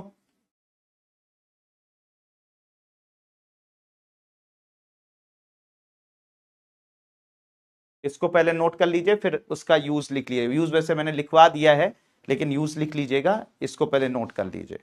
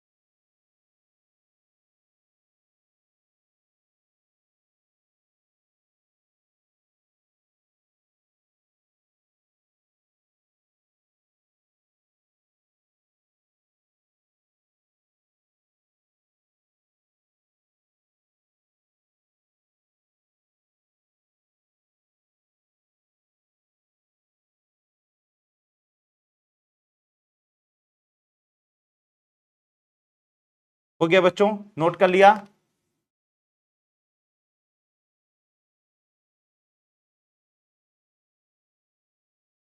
जब जल ही गया वहां की पूजा दुबे जो है वो, अगर जल ही गया उसकी सारी कोशिकाएं, और जब जल जाता है तो जो स्टेम कोशिकाएं होती हैं वो भी नष्ट हो जाती हैं। ठीक है, जब जला दिया तो पूरी हड्डी नजर आने लगी, तो स्टेम कोशिकाएं, भाई जड़ तो रहनी चाहिए, लेकिन पूरी की पूरी जड़ ही खत्म हो गई, बेसिक कोशिकाएं स्टेम सेल्स ही खत्म हो गई। तो जब स्टेम कोशिकाएं ही खत्म हो गई, तो फिर उसके बाद तो फिर वो स्टेम कोशिकाएं कैसे नई कोशिकाओं को जन्म देंगी? ठीक है, तो इसलिए जब कभी कोई बहुत डीप जल जाता है, अगर नॉर्मल जलता है तो देखो फिर से स्किन कोशिका बन जाती है, लेकिन अगर डीप जल गया है, उसकी स्टेम कोशिकाएं ही नष्ट हो गई हैं, तो फिर उसका मतलब नई कोशिकाओं का जन्म नहीं हो पाता है। ठीक है, वैसे बहुत मतलब पूजा दुबे की के जो क्वेश्चन होते हैं वो बहुत मतलब क्या बोलते हैं उसे, अतरंगी टाइप के होते हैं। मतलब कोई क्वेश्चन इन्होंने डायरेक्ट जो है वो चैप्टर और डायरेक्ट टॉपिक से नहीं पूछा है, उसको बड़े अतरंगी ढंग से पूछा है। कोई जल जाता है, कोई बुझ जाता है, प्लूरीपोटेंट से यूनिपोटेंट क्यों नहीं तैयार हो सकती। मतलब इनके जो क्वेश्चंस हैं वो नॉर्मल क्वेश्चन नहीं है। ठीक है, प्रीति झा, अब आपने हार मान ही ली है तो फिर सॉरी, हम लोग क्या कर सकते हैं, वरना जितनी आसान भाषा में एक एक चीज एबीसीडी की तरह से मैं बता रहा हूं, ठीक है, उसके अलावा जो है वो मुझे नहीं लगता है कि अब इससे भी आसान तरीके से बताया जाता है। एक एक बात को स्टेप बाय स्टेप, चार चार पांच पांच बार बता रहा हूं, ठीक है, अलग अलग तरीके से बता रहा हूं। ठीक है, ये सारी बातें बता रहा हूं, लेकिन अगर आप हार गए हैं, अगर किसी ने हार मान ली है कि मुझसे नहीं हो पाएगा या मेरे मुझे समझ में ही नहीं आएगा, तो बेटा दुनिया में कोई कुछ नहीं कर सकता। तब तो फिर आपने ये सोच ही लिया है कि ऐसा हो ही नहीं सकता। तो फिर जब तक आपके अंदर पॉजिटिविटी नहीं आएगी, जब तक आपके अंदर आत्मबल नहीं आएगा, तब तक हम कुछ नहीं कर पाएंगे। ठीक है, तो इसलिए मन के जीते जीत है, मन के हारे हार, तो वही वाली बात है। वरना बच्चों बताइए, जितने नॉन साइंस स्टूडेंट हैं, जो जिन्होंने साइंस का मतलब समझ लो कि बेसिक भी नहीं ठीक से पढ़ा हुआ है, तो वो बताएं। नॉन साइंस स्टूडेंट मत बताइएगा और झूठ मत बताइएगा। बातें समझ में आ रही कि नहीं आ रही बच्चों? अब इससे ज्यादा इजी तरीके से क्या बताया जा सकता है कि आपको एक एक बात मैं बताता हूं, कहाँ पाई जाती हैं, प्रैक्टिकल बताता हूं, हर तरीके से बताता हूं। इससे आसान भाषा क्या हो सकती है, किस तरीके से हो सकती है? ठीक है, मुझे तो लगता है कि जो नॉन साइंस स्टूडेंट होंगे उनको ये सब नई बातें पता चल रही होंगी, तो उनको तो मजा आ रहा होगा, अरे ऐसा भी होता है, वैसा भी होता है, ओहो ये भी हो गया, अच्छा ऐसा भी हो रहा है। मतलब वो तो एंजॉय कर रहे होंगे। ठीक है, अगर वो थोड़ा सा इंटरेस्ट लेकर बैठे हुए हैं और थोड़ा सा ये है कि हम कर लेंगे, सीख लेंगे। ठीक है, तो भाई उनकी तो मैं बात कर सकता हूं जो सीखने के लिए। ठीक है, तो ये सारी चीजें हैं। अब देखिए इसी में कमेंट देख लीजिए, सर मुझे समझ में आ रहा है, शगुन त्रिपाठी, देवांश सर मैं तो बायोलॉजी से डरता था बट अब पढ़ने में मजा आ रहा है। ठीक है सर, मुझे समझ आता है बहुत कोई, बट क्वेश्चंस, अरे अब बहुत क्वेश्चंस, अभी क्वेश्चंस क्या आएंगे, अभी बाद में आएंगे, आएंगे जब सारे क्वेश्चन मैं खुद ही सॉल्व कर दे रहा हूं तो क्या क्वेश्चन आएंगे। ठीक है कोमल सर, आप तो बहुत अच्छे से समझा रहे हैं, थैंक यू सो मच बच्चे, कोमल और सभी लोग।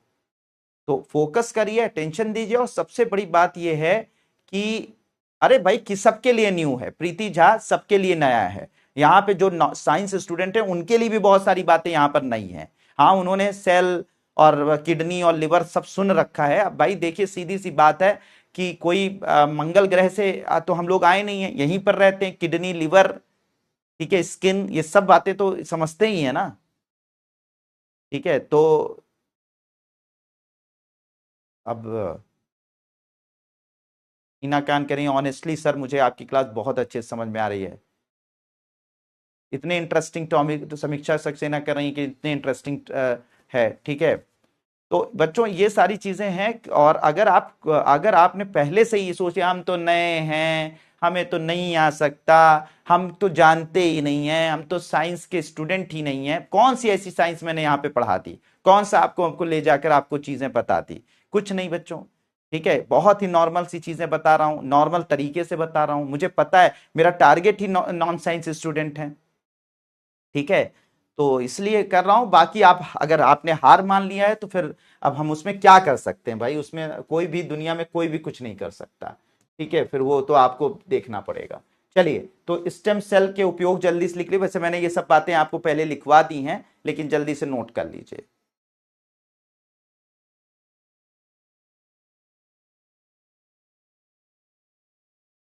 हम्म, बहुत बढ़िया, इसको नोट कर लीजिए बच्चों। बहुत बढ़िया, फिरोजा, निषाद, विनीता, राजपूत, देवांश, ऋतु कुमारी करें, डायग्राम जो सर आप बनाते हैं उससे और इंटरेस्ट आ रहा है, बिल्कुल डायग्राम इसीलिए बनाता हूं ना। प्राची भी बोल रही हैं, चलो बच्चों, थैंक यू सो मच बच्चों, आप बहुत इंटरेस्ट से पढ़ रहे हैं, मुझे भी बहुत मजा आ रहा है आपको पढ़ाने में, इसीलिए आपको नई नई बातें, नई नई चीजें मैं सिखा रहा हूँ। ठीक है जिन लोगों ने नोट नहीं किया जल्दी से 2 मिनट में नोट कर लें, फिर हम लोग आगे एक बहुत इंटरेस्टिंग टॉपिक को समझते हैं। Thank you Sandhya Dariya.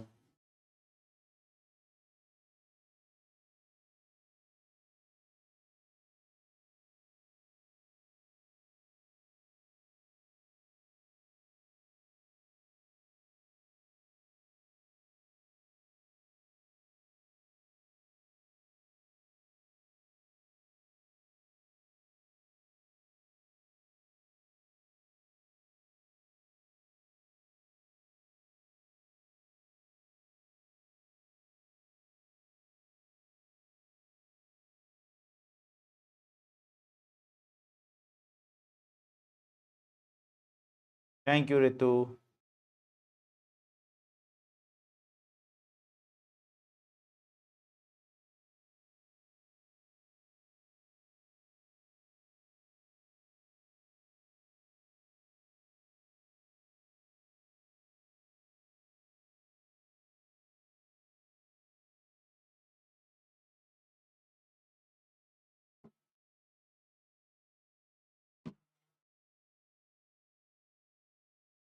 Pause करके बेटा नोट करोगे ना यश शाहू, तो फिर मैं आगे बढ़ जाऊंगा तो वो चीज नहीं समझ में आएगी, इसलिए क्लास को क्लास की तरह ही रहने दो बेटा, ज्यादा टेक्नोलॉजी का यूज मत करो। ठीक है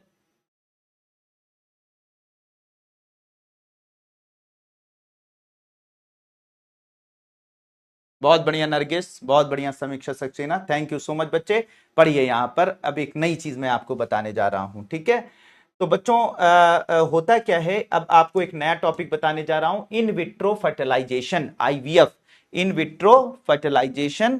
ठीक है इन विट्रो फर्टिलाइजेशन या पात्र निषेचन इसे कहा जाता है, इन विट्रो फर्टिलाइजेशन या पात्र निषेचन या पात्र निषेचन इसे कहा जाता है। ठीक है निषेचन इसे कहा जाता है, तो इसके बारे में हम लोग पढ़ेंगे, इन विट्रो फर्टिलाइजेशन या पात्र निषेचन या पात्रे निषेचन के नाम से जाना जाता है। तो बच्चों इस हेडिंग डाल लीजिए, फिर मैं आपको इसको समझाता हूं, बहुत मजा आएगा इसको जो है वो बहुत ही आसानी से आपको ये बातें समझाऊंगा, बहुत मजेदार चीजें आपको समझाऊंगा। ठीक है बच्चों, तो इन विट्रो फर्टिलाइजेशन हेडिंग डाल लीजिए, पात्र निषेचन, पात्र निषेचन। चलिए, तो अब बच्चों होता क्या है कि जैसे आपको अगर मैं फीमेल रिप्रोडक्टिव सिस्टम थोड़ा सा समझाऊं, तो फीमेल रिप्रोडक्टिव सिस्टम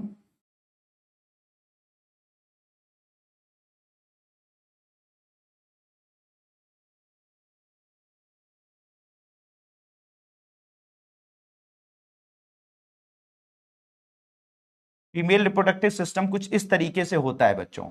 ठीक है, अब यहां पर ये जो आपको ट्यूब जैसा स्ट्रक्चर, ये सब इंटरनल होता है, यानी कि शरीर के अंदर सारा जो महिला का जो मादा जनन तंत्र होता है, ध्यान से समझिएगा। अब जिन मादा जनन तंत्र की मैं बात कर रहा हूं इस वक्त, तो मादा जो जनन तंत्र होता है बच्चों, वो शरीर के अंदर पाया जाता है।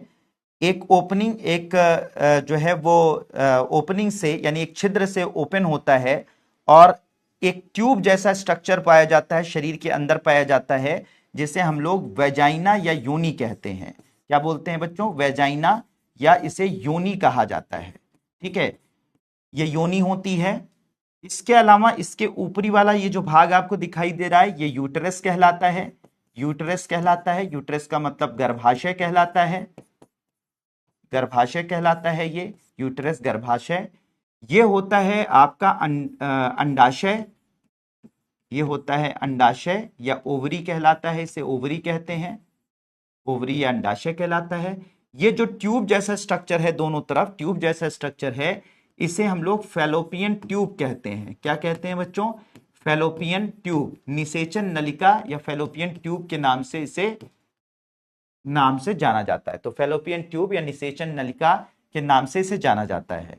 ठीक है, तो ये स्ट्रक्चर होता है फीमेल रिप्रोडक्टिव सिस्टम का हमारे बॉडी के अंदर। अब बच्चों यहां पर ये जो आपको ट्यूब जैसा स्ट्रक्चर दिख रहा है ना, ये जो वेजाइना जिसे बोलते हैं, इसी वेजाइना के अंदर मेल का पेनिस जो है वो इंटर करता है और यहीं पर स्पर्म्स को छोड़ता है। ठीक है, वेजाइना में ही स्पर्म्स को छोड़ता है, शुक्राणुओं को छोड़ता है। और महिला का जो अंडाणु होता है वो अंडाशय से निकलकर इसी फैलोपियन ट्यूब में आ जाता है।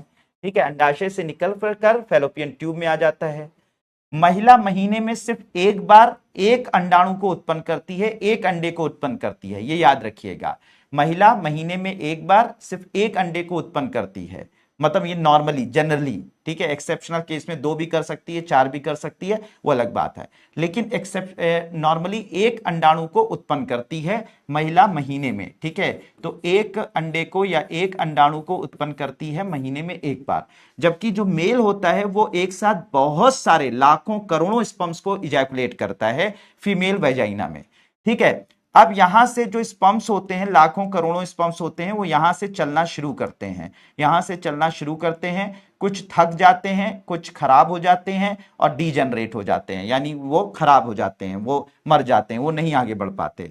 उनमें जो और ताकतवर होते हैं, जो ठीक ताकतवर होते हैं, जो बचते हैं, वो और आगे बढ़ते हैं। फिर कुछ यहां पर खत्म हो जाते हैं, फिर यहां पे जो और बचे रहते हैं, जो थोड़े बचे रहते हैं, वो और आगे बढ़ते हैं, कुछ यहां खत्म हो जाते हैं। ऐसे ऐसे करते हुए करोड़ों स्पर्म्स में से सिर्फ कुछ हजार स्पर्म आपके फैलोपियन ट्यूब में पहुंच पाते हैं, और उनमें भी जो सबसे ताकतवर होता है वो जाकर अंडाणु को निषेचित कर देता है। जो सबसे आगे पहुंचता है और सबसे फास्ट होता है वो जाकर अंडाणु को निषेचित कर देता है। मतलब यह है कि वेजाइना से आपके फैलोपियन ट्यूब तक की ऐसी यात्रा होती है शुक्राणुओं की, और इस यात्रा में जो पहले पहुंच पाएगा, जो ज्यादा फास्ट होगा, वो जाकर अंडाणु को निषेचित कर देता है।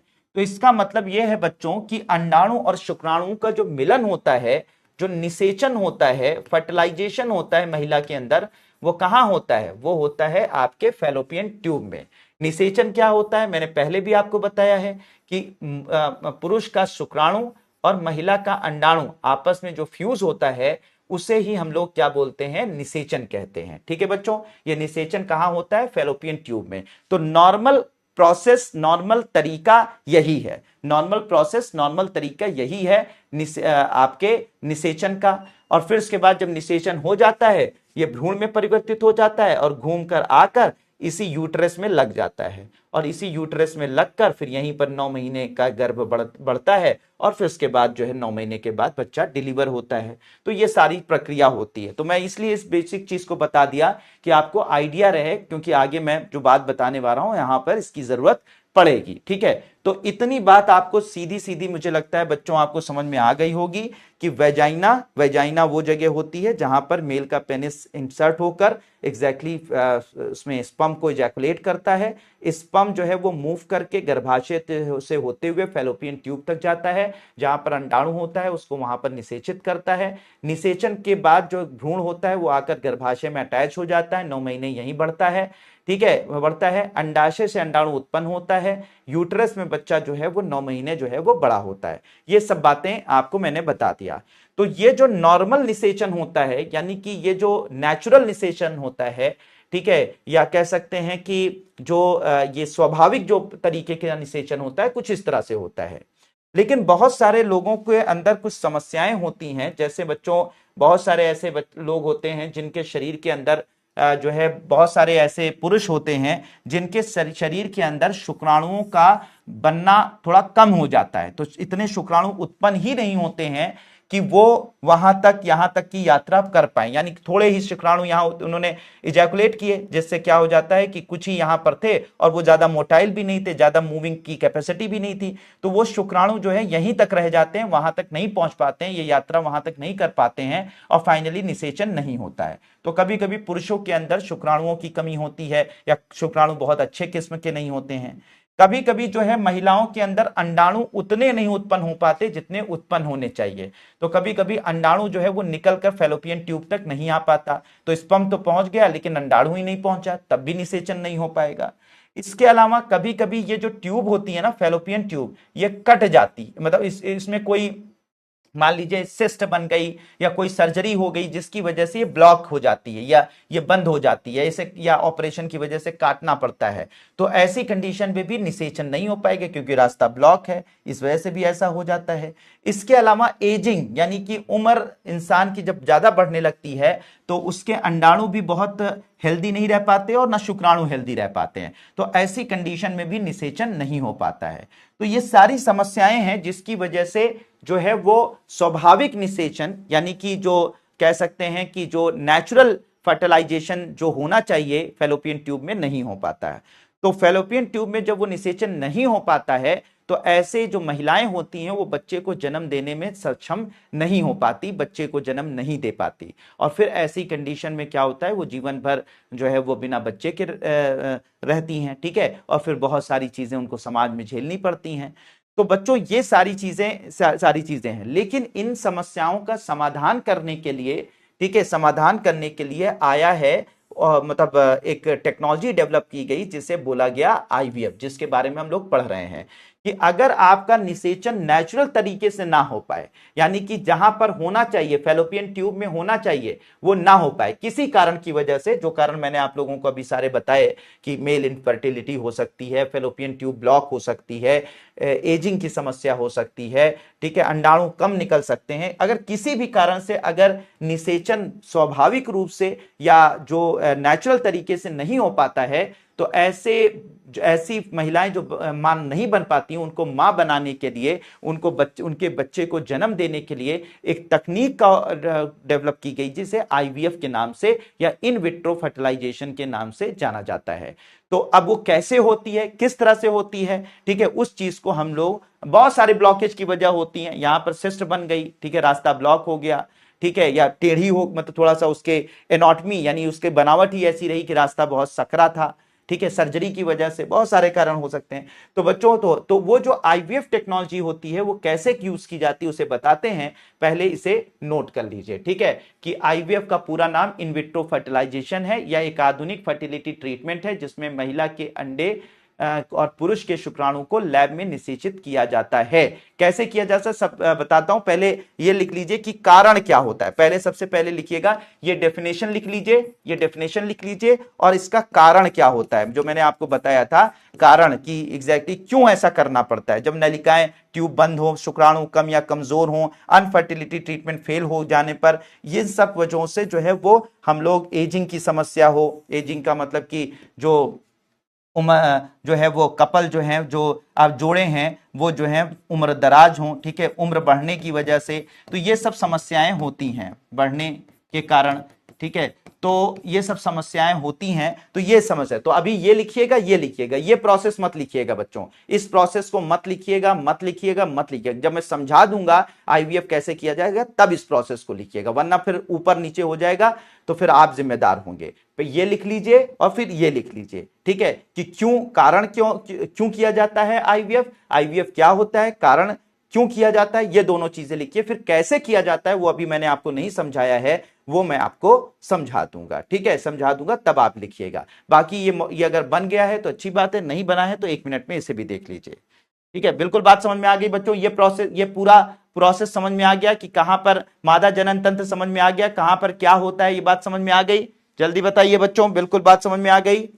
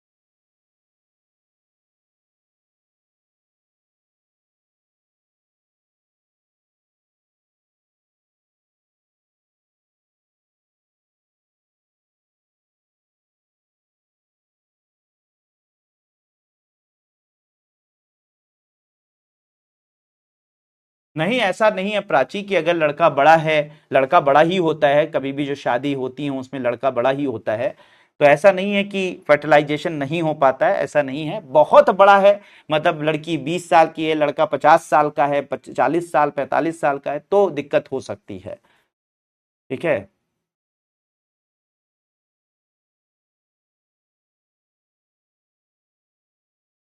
अब आजकल तो बहुत कम उम्र में भी लोगों को समस्या हो जा रही है, लोग शराब पी रहे हैं, लोग जो है वो ड्रग्स ले रहे हैं, बहुत सारे लोग बहुत सारी दवाएं लेते हैं, ठीक है, तो उनसे उनके भी समस्या हो सकती है, तो ये कोई वो नहीं है। हाँ, उम्र बढ़ने की वजह से समस्याएं होती हैं।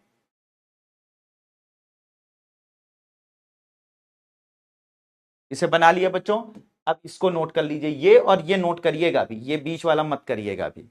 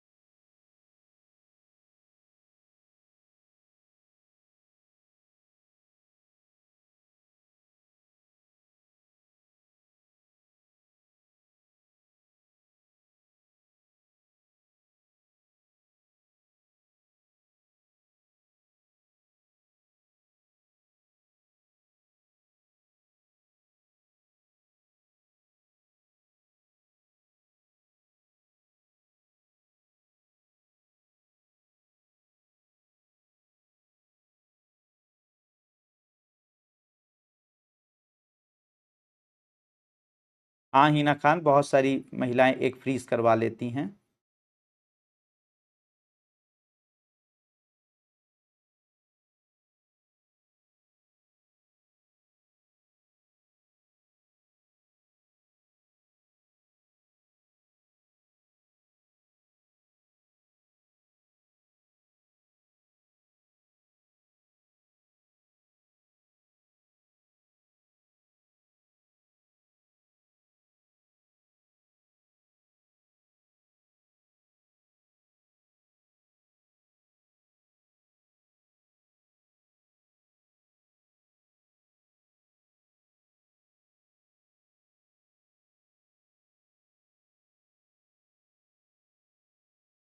हो गया बच्चों, नोट कर लिया?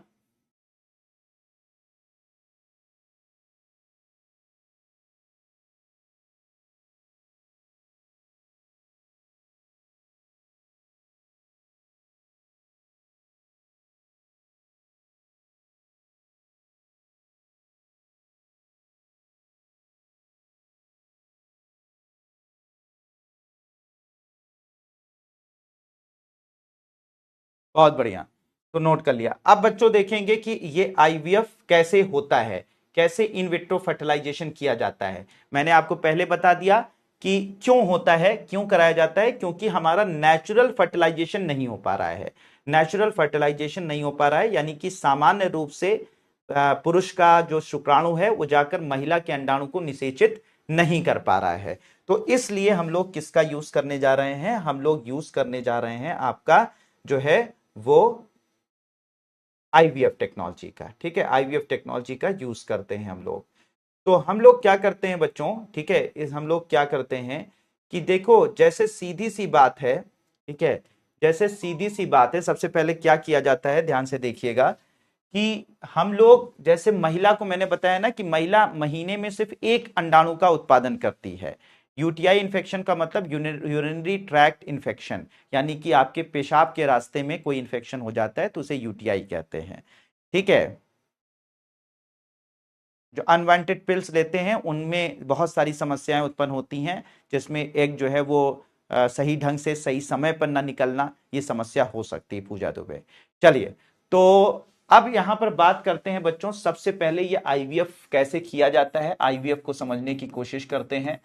अब बच्चों आईवीएफ करने के लिए सबसे पहले मैंने आपको पहले ही बताया था कि महिला ऐसा नहीं है कि हमेशा हर समय अंडाणु का उत्पादन कर सकती है। महिला एक निश्चित समय पर और निश्चित समय पर और निश्चित रूप से निश्चित संख्या में अंडाणु का उत्पादन करती है। ठीक है, तो महिला जो है, महिला को सबसे पहले कुछ दवाएं दी जाती हैं, कुछ इंजेक्शन दिए जाते हैं। और ये दवाएं कैसी होती हैं, हार्मोनल जो है वो दवा या इंजेक्शंस दिए जाते हैं, जिससे क्या होता है कि जब ये महिला को दिया जाता है, और ये महिला को इसलिए दिया जाता है कि महिला एक सही समय पर अंडाणु उत्पन्न कर दे। ठीक है, तो हार्मोनल दवा या हार्मोनल इंजेक्शन सबसे पहले दिया जाता है महिला को, जिससे महिला की जो ओवरी है, अंडाशय हैं, वो थोड़ा सा उत्तेजित हो जाएं और वो अंडाणु का उत्पादन कर दें। ठीक है, पहले स्टेप पे ये किया जाता है। फिर उसके बाद क्या किया जाता है, जब महिला अंडाणु का उत्पादन कर देती है, ध्यान से समझिएगा, तो उसके शरीर से उसकी फैलोपियन ट्यूब से हम क्या करते हैं, अंडाणुओं को निकालते हैं। यानी कि दूसरे स्टेप में क्या किया जाता है, अंडाणु को उसके शरीर से निकाला जाता है, अंडाणु को, ठीक है, को वहां से मतलब शरीर से निकाला जाता है। तो अंडाणु को शरीर से निकाला जाता है दूसरे स्टेप में। तो पहले पहले पहले पे क्या किया हमने, हार्मोनल दवाओं की मदद से महिला के जो अंडाशय होता है उसको उत्तेजित किया, जिससे वो अंडाणु उत्पन्न हो गया, और फिर अंडाणु को निकाला जाता है। दूसरे स्टेप में अंडाणु को निकाला जाता है। फिर तीसरे स्टेप में क्या करते हैं हम लोग कि उस महिला के अंडाणु को अब लैब के अंदर सारा काम हो रहा है। कहां हो रहा है बच्चों ये सारा काम, अब लैब के अंदर, प्रयोगशाला के अंदर, शरीर के अंदर नहीं हो रहा है। इसी वजह से इसे इन विट्रो फर्टिलाइजेशन बोलते हैं, यानी शरीर के बाहर होने वाला फर्टिलाइजेशन। अब इसको महिला के अंडाणु को शरीर से बाहर निकाला, पुरुष के शुक्राणु को को डोनेट करवाया, पुरुष के शुक्राणु को हमने डोनेट करवाया। लैब के अंदर हम इसको क्या करते हैं बच्चों, निषेचित करते हैं। इसका निषेचन जो है वो लैब के अंदर करते हैं। ठीक है, निषेचन जो है वो हम लैब के अंदर करते हैं, एक पेट्री डिश के अंदर, एक टेस्ट ट्यूब के अंदर हम इसका निषेचन करते हैं।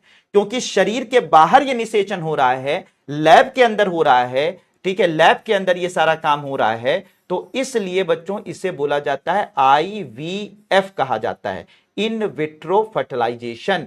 इन विट्रो, अगर वही काम जो है अगर शरीर के अंदर होता, फैलोपियन ट्यूब में होता, तो उसे इन वीवो कहते, और शरीर के बाहर हो रहा है तो उसे बोलते हैं इन विट्रो, मतलब कि शरीर के बाहर, जहां होना चाहिए उससे बाहर हो रहा है। कहां पर हो रहा है ये निषेचन बच्चों? ये बच्चों लैब में हो रहा है, तो इसे इन विट्रो फर्टिलाइजेशन करते हैं। निषेचन करवा दिया, निषेचन के बाद क्या होता है बच्चों? अब ये निषेचन होने के बाद अब क्या होता है, लैब में ही रखा रहता है ये निषेचित अंडा, और फिर निषेचित अंडा जब निषेचन हो जाता है तो एक कोशिका बनती है, एक कोशिका फिर दो, दो से चार, चार से आठ, आठ से 16, 16 से 32, यानी कि कोशिका विभाजन स्टार्ट हो जाता है। क्या स्टार्ट हो जाता है बच्चों? कोशिका विभाजन स्टार्ट हो जाता है। अब जब कोशिका विभाजन स्टार्ट हो गया तो चार से 5 दिन के अंदर भ्रूण में यह परिवर्तित हो जाता है। किस में परिवर्तित हो जाता है? भ्रूण में यह परिवर्तित हो जाता है, ठीक है, भ्रूण में परिवर्तित हो जाएगा। ये जो आप लोगों ने फर्टिलाइजेशन करवाया था ना, तो ये भ्रूण में परिवर्तित हो जाएगा। अब ये जो भ्रूण होता है, जब ये भ्रूण बन जाता है, इस स्टेप को मतलब भ्रूण बन जाता है, तो फिर इस भ्रूण को हम लोग क्या करते हैं, मां के अंडाशय में, मां के गर्भाशय में इसको ट्रांसफर कर देते हैं। तो गर्भाशय में इसको क्या किया जाता है? प्रत्यारोपित कर दिया जाता है, इसका प्रत्यारोपण कर दिया जाता है, यानी कि ये जो भ्रूण बन गया है लैब के अंदर, अब मां के गर्भाशय में इसको प्रत्यारोपित कर दिया जाएगा। अब जब ये एम्ब्रियो ट्रांसफर हो गया, प्रत्यारोपण हो गया बच्चों, तो प्रत्यारोपण जब हो गया तो फिर इसके बाद क्या होता है कि हम 14 दिन के बाद टेस्ट करते हैं कि भैया ठीक है, वो भ्रूण मतलब गर्भाशय में मौजूद है, प्रेगनेंसी मेंटेन हुई कि नहीं हुई, तो हम प्रेगनेंसी टेस्ट करते हैं, ठीक है, प्रेगनेंसी टेस्ट करते हैं आफ्टर 14 दिन। जब भ्रूण पूरी तरह से अटैच हो जाता है, ठीक है, गर्भाशय के अंदर, प्रेगनेंसी टेस्ट में पॉजिटिव आ जाता है, फिर हम इंतजार करते हैं, ठीक है, फिर 9 महीने के बाद, ठीक है, फिर 9 महीने के बाद वो भ्रूण अपनी मां के गर्भ में ही क्या होता रहता है? डेवलप होता रहता है, डेवलप होता रहता है। तो 9 मंथ का क्या चलता है? जेस्टेशन पीरियड, यानी गर्भकाल। अब ये 9 महीने गर्भकाल जब कंप्लीट कर लेता है वो बच्चा अपने मां, वो भ्रूण अपने मां के गर्भ में, तो 9 महीने के बाद ये बच्चे का जन्म होता है। और ये जो बच्चा जन्म लेता है, क्योंकि इसका फर्टिलाइजेशन लैब के अंदर हुआ है, इसका फर्टिलाइजेशन पेट्री डिश में हुआ है, परख नली में हुआ है, ठीक है, टेस्ट ट्यूब में हुआ है, इसका निषेचन नॉर्मल निषेचन नहीं हुआ है, तो इसी को बच्चों क्या बोला जाता है, जो काफी मशहूर है, इसे ही टेस्ट ट्यूब बेबी कहा जाता है। क्या कहा जाता है? टेस्ट ट्यूब बेबी या परख नली शिशु कहा जाता है। तो परख नली शिशु का मतलब बच्चों ये बिल्कुल नहीं होता जैसा हम लोग पहले समझते थे कि परख नली में तैयार होते हैं, मतलब उठाया, स्पर्म इधर डाला, उधर ओवम डाला, तो ऐसे हिला दिया और परख नली शिशु तैयार हो गया, घर ले जाओ, ऐसा नहीं होता है। परख नली शिशु का मतलब, टेस्ट ट्यूब बेबी का मतलब कि उसका जो निषेचन हुआ है, जिस अंडाणु और शुक्राणु से वो बना हुआ है, उसका जो निषेचन हुआ है वो कहां पर हुआ है? वो लैब के अंदर हुआ है, परख नली में सिर्फ निषेचन हुआ है। बच्चा अपनी मां के गर्भ में ही बड़ा होता है। समझ में आ रही बात? बच्चा अपनी मां के गर्भ में ही बड़ा होता है, सिर्फ निषेचन कहां होता है? कि आपके परख नली में होता है। तो बच्चों फिर से एक बार समझा दे रहा हूं, सबसे पहले स्टेप में क्या करते हैं हम? मां के गर्भाशय को, महिला के गर्भाशय को उत्तेजित करते हैं। कैसे? हार्मोनल दवा देकर, ठीक है, हार्मोनल दवा देकर, जिससे इसके शरीर में वो हार्मोन जो अंडाणु को उत्पादित करते हैं वो बढ़ जाए और महिला अंडाणु उत्पन्न कर दे। महिला ने अंडाणु उत्पन्न कर दिया, उसको शरीर से बाहर निकाला जाता है, अंडाणु को शरीर से बाहर निकाला जाता है। फिर क्या किया जाता है? पुरुष का स्पर्म और महिला का अंडाणु आपस में फर्टिलाइज कराया जाता है लैब के अंदर, और इसी को बोलते हैं आईवीएफ। ठीक है, आईवीएफ कहा जाता है, इन विट्रो फर्टिलाइजेशन।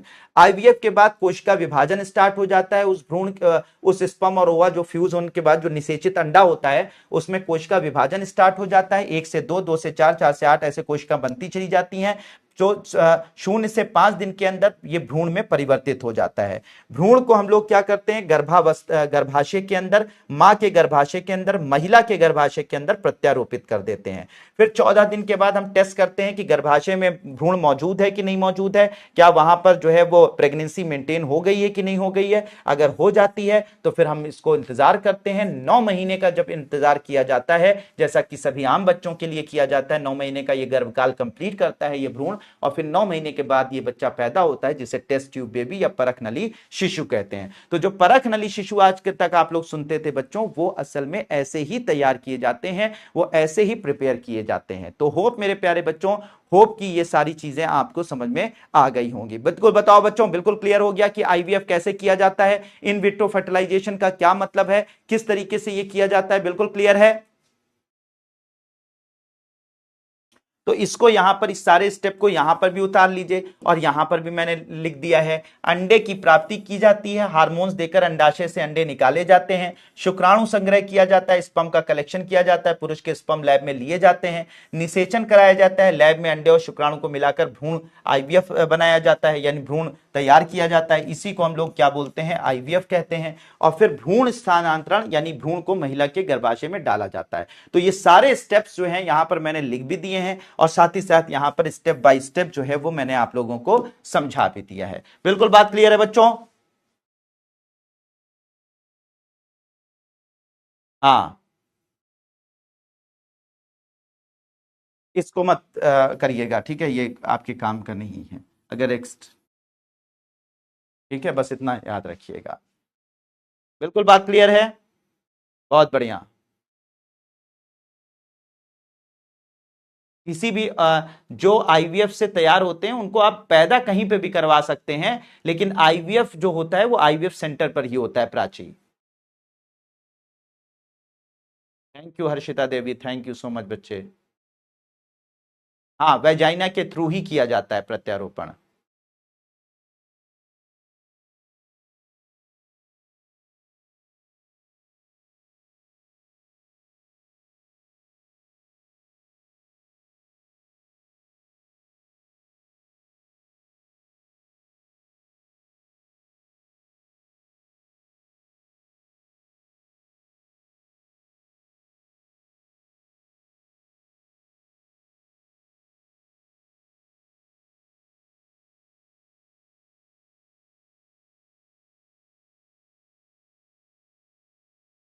हाँ, डायग्राम बना लो, बहुत अच्छी बात है।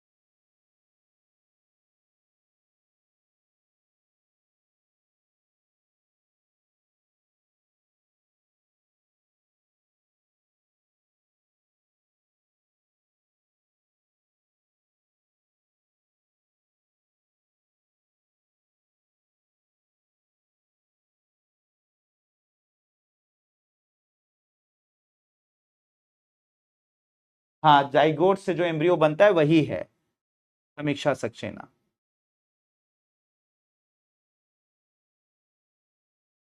हाँ, दो बेबी भी हो सकते हैं आईवीएफ से, एक साथ दो एग को लेकर दो स्पर्म फर्टिलाइज करवा लो तो दो बेबी हो जाएंगे।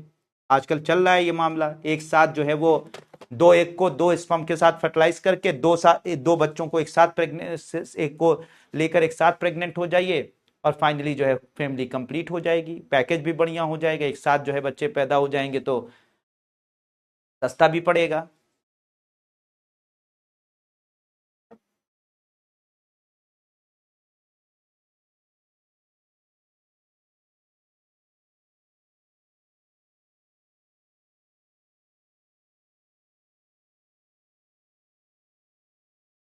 हाँ, प्रेगनेंसी वैसे ही होती है, बस आपका फर्टिलाइजेशन लैब में होता है, प्रीति झा। बिल्कुल बना लो भाई, अगर डायग्राम मतलब ऐसे ही जो पूरा स्टेप बाय स्टेप लिखा हुआ, बस स्टेप बाय स्टेप लिख लो, और डायग्राम का मतलब पूरा उसको डिटेल में नहीं बताने की जरूरत है। अब यूट्रस खराब हो गया तो फिर हम कुछ नहीं कर पाएंगे, तब फिर आपको सरोगेसी करवानी पड़ेगी, और सरोगेसी क्या होती है बाद में बताते हैं। अभिनव शर्मा, इतना निगेटिव क्यों सोचते हो यार? अरे अभी यहां तक रुको, अब यूट्रस ही खराब कर लिया तो फिर अब क्या करेंगे?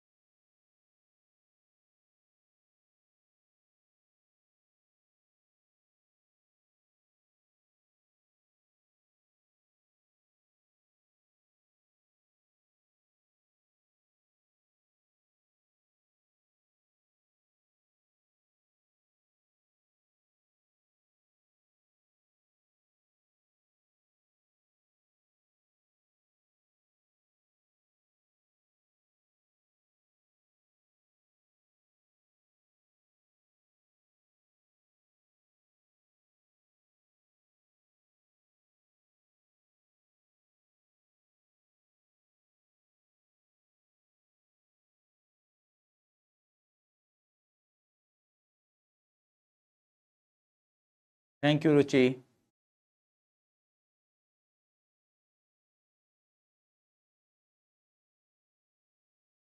प्रेगनेंसी टेस्ट लिखा हुआ है पीयूष कुमारी, ठीक है। एक हार्मोन होता है जिससे टेस्ट होता है, बीएससीजी नाम का एक हार्मोन होता है, तो उससे टेस्ट होता है कि प्रेगनेंसी हुई है कि नहीं हुई है। मेन को नहीं प्रेग्नेंट किया जा रहा है, पूजा दुबे, पता नहीं कहाँ आपने सुन लिया, ठीक है। मेन नहीं प्रेग्नेंट होते हैं, हाँ कुछ पुरुष हैं जो अपने अंदर गर्भाशय वगैरह प्रत्यारोपित कराकर प्रेग्नेंट हो रहे हैं, वो अलग है, लेकिन मेन नहीं प्रेग्नेंट हो रहे हैं। वो गर्भाशय और अपने अंदर हार्मोन्स और सब कुछ प्रत्यारोपित करवा लेते हैं। पीएसजीजी मैंने बताया एक हार्मोन है जिसकी मदद से टेस्ट कराया जाता है, मतलब जिससे ये टेस्ट होता है प्रेगनेंसी हुई है या नहीं हुई है। नोट कर लिया बच्चों?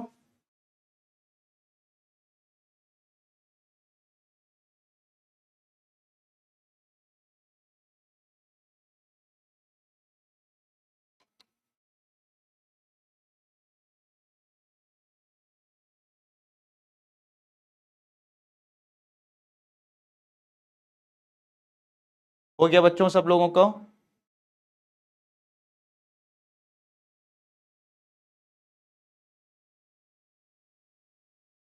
थैंक यू रुचि यादव बच्चे, ठीक है। तो ये नोट कर लिया, ये स्टेप बाय स्टेप अगर आप लिखना चाहें तो लिख भी लीजिए या बाद में लिख लीजिएगा, ये स्लाइड तो आपको मिल ही जाती है ना।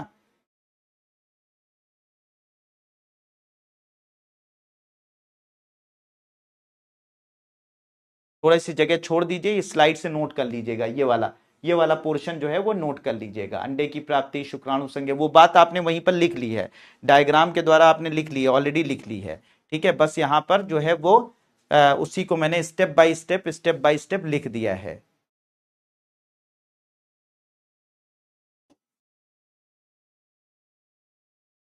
एम्ब्रियो कल्चर के बाद लिखा हुआ है गर्भाशय में प्रत्यारोपण होता है, ठीक है, फिर यानी एम्ब्रियो ट्रांसफर होता है। Thank you Prachi.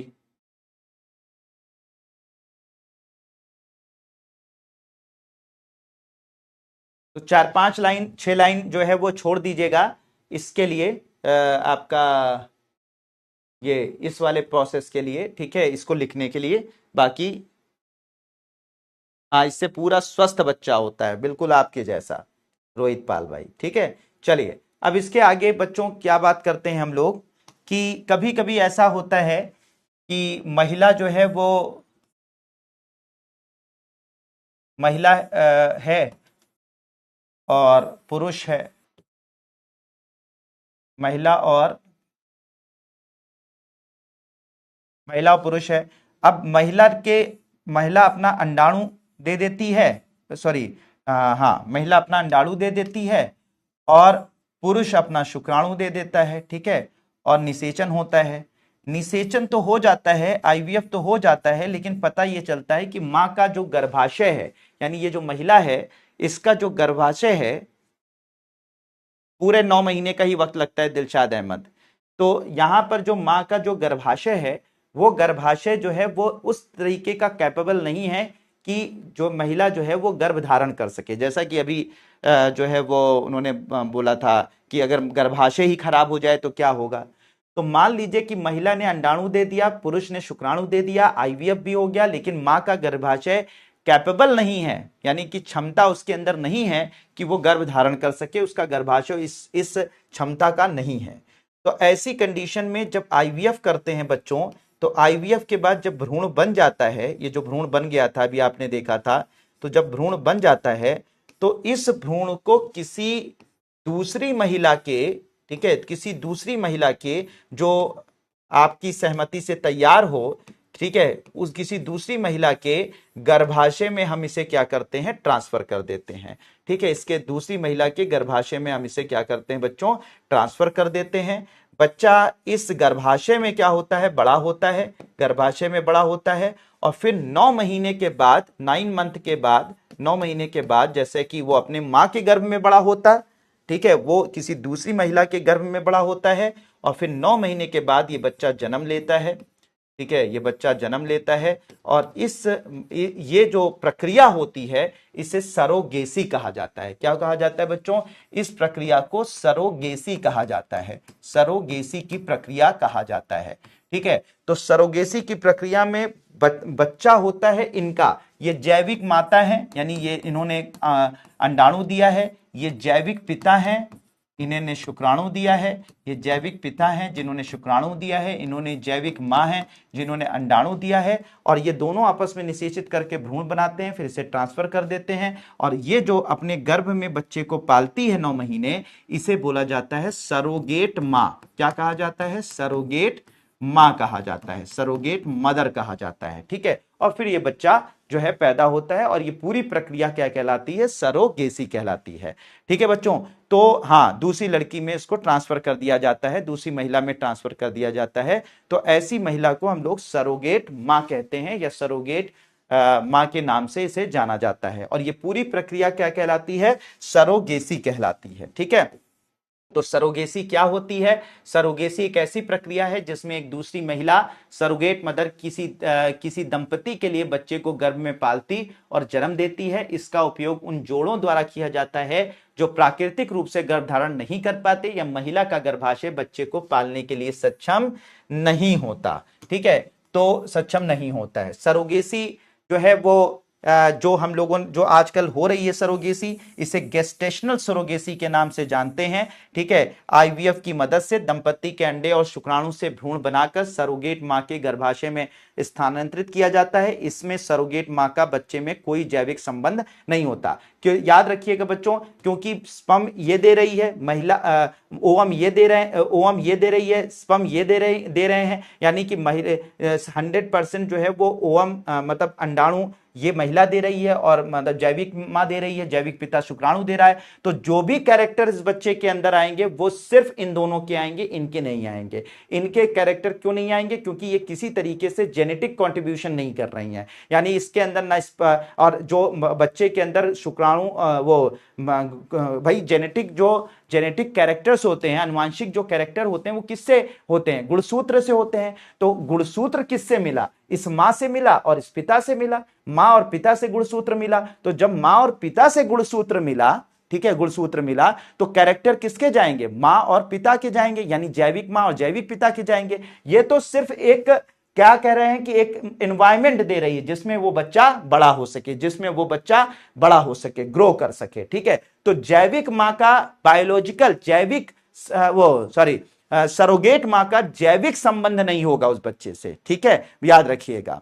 तो याद रखिएगा, तो ये बात समझिएगा, तो डीएनए इनका दोनों का जाएगा, उसका नहीं जाएगा। तो वही यहां पर बात होती है। यहां पर एक पारंपरिक सरोगेसी पहले होती थी, अब नहीं होती है, जिसमें क्या किया जाता है कि वो पुराने जमाने में होती थी कि महिला जो है वो प्रेग्नेंट नहीं हो पा रही है, तो चलो कोई बात नहीं, तुम दूसरी महिला के साथ संबंध स्थापित कर लो, तुम मेरे खानदान, पुरानी फिल्मों में आपने देखा होगा कि तुम मेरे खानदान के वो चश्मो चराग को जन्म नहीं दे पा रही हो, तो फिर वो अपनी सहमति से, यानी कि जो पत्नी होती थी वो अपनी सहमति से किसी दूसरी महिला के साथ जो है अपने पति को स्वीकार कर लेती थी और उसके साथ वो संबंध स्थापित करता था और उसके बच्चे को, उसके खानदान के चश्मो चराग को जन्म देता था। ऐसा पुरानी फिल्मों में दिखाया जाता था। पुराने जमाने में जो है वो राजा राजा वगैरह जो है वो ये सब करते थे, तो वो पूरा उसे पारंपरिक सरोगेसी कहते थे। सरोगेट मां के अंडे और पिता के शुक्राणु से निषेचन होता है, इस मामले में सरोगेट मां बच्चे की जैविक मां हो जाती है। तो इसमें क्या होता है, जो सरोगेट मां होगी वही जैविक बच्चे की मां भी होगी,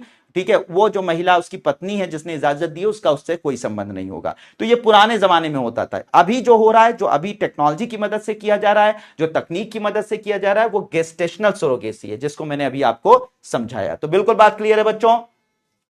नहीं, कोई 100% दुनिया में कुछ नहीं है, 100% अंशिका कोई चीज नहीं है। कभी कभी जो है सरोगेसी प्रेगनेंसी फेल भी होती है आईवीएफ में।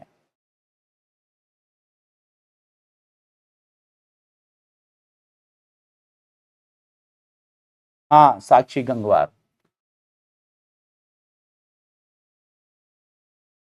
तो बिल्कुल बात क्लियर बच्चों, बिल्कुल बताइए बच्चों, बिल्कुल क्लियर है ये सरोगेसी क्या होती है, किस तरह से होती है?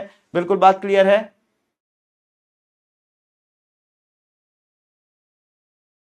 पालन पोषण जो पैदा हो जाएगा बच्चा, तो वही माँ, जैविक माँ और जैविक पिता करेंगे जिनका बच्चा है, इसमें कौन सी बड़ी बात है? बिल्कुल बात क्लियर बच्चों, जल्दी बताइए, बिल्कुल बात क्लियर?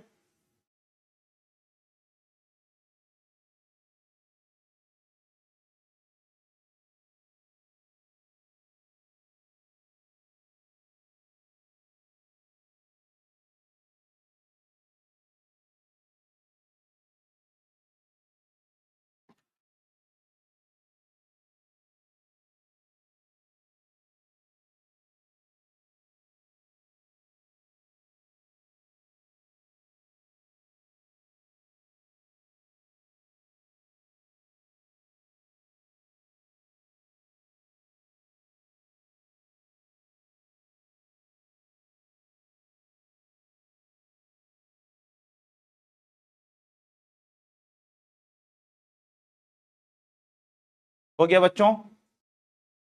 बिल्कुल बनाओ भाई डायग्राम, डायग्राम से ही समझा देना। पिल से नहीं बनाया जाता है रुचि यादव, पिल्स, पूजा यादव, ठीक है, तुम्हारा तो अलग ही क्वेश्चंस रहते हैं, ठीक है। पिल्स से नहीं हुआ, पिल्स सिर्फ क्या करती हैं, हार्मोनल पिल्स जो है वो अंडाणु के उत्पादन को इंड्यूस करती हैं, उत्प्रेरित करती हैं, बार बार मैंने ये बात बताई है, ठीक है। तो इस तरीके से सरोगेसी की मदद से बहुत सारे लोगों ने अपने बच्चों को जन्म दिया है। जैसे प्रियंका चोपड़ा हैं, उन्होंने अपने बच्चे को जन्म दिया है। फिर उसके बाद जो है वो आपके करण जौहर ने दिया है, ठीक है, उन्होंने दूसरी महिला को अपना, मतलब उसमें अंडाणु को डोनेट करवाया था, ठीक है। इधर आपके शाहरुख खान ने, इन्होंने इन्होंने उनको तो जानते ही होंगे आप लोग, नहीं जानते हो तो अच्छी बात है, न जानते हैं तो बहुत अच्छी बात है, ठीक है। तो ये सब लोगों ने, फिल्म स्टारों ने, ठीक है, इन सब ने जो है इनका इसी जो है सरोगेसी से ही बच्चे को जन्म दिया है, ठीक है। हाँ, बना लिया है ना, बहुत अच्छी बात है। तो बच्चों इसको आप लोग लिख भी लीजिएगा, ठीक है, अभी जब आपको स्लाइड मिल जाएगी तो इसको डिटेल में लिख भी लीजिएगा, क्यों उस पर करते हैं। तो बच्चों हम लोग आज के लिए इतना ही रखते हैं। होप कि आज की क्लास में आपने बहुत कुछ सीखा होगा, समझा होगा, जाना होगा, ठीक है। अब नेक्स्ट क्लास में हम लोग बहुत अच्छी अच्छी चीजें पढ़ेंगे बच्चों, जैसे क्लोनिंग है या इस तरीके की चीजें हैं, उसको भी पढ़ेंगे, देखेंगे, समझेंगे, ठीक है। और जो है वो और भी अच्छे अच्छे कॉन्सेप्ट्स को समझने की कोशिश करेंगे। तो बच्चों आज की क्लास में मजा आया बच्चों, जल्दी बताइए। हाँ, अगर एक फेलोपियन खराब हो तो दूसरे में निषेचन हो सकता है। मजा आया बच्चों इस क्लास के अंदर, चीजें सीखी आप लोगों ने?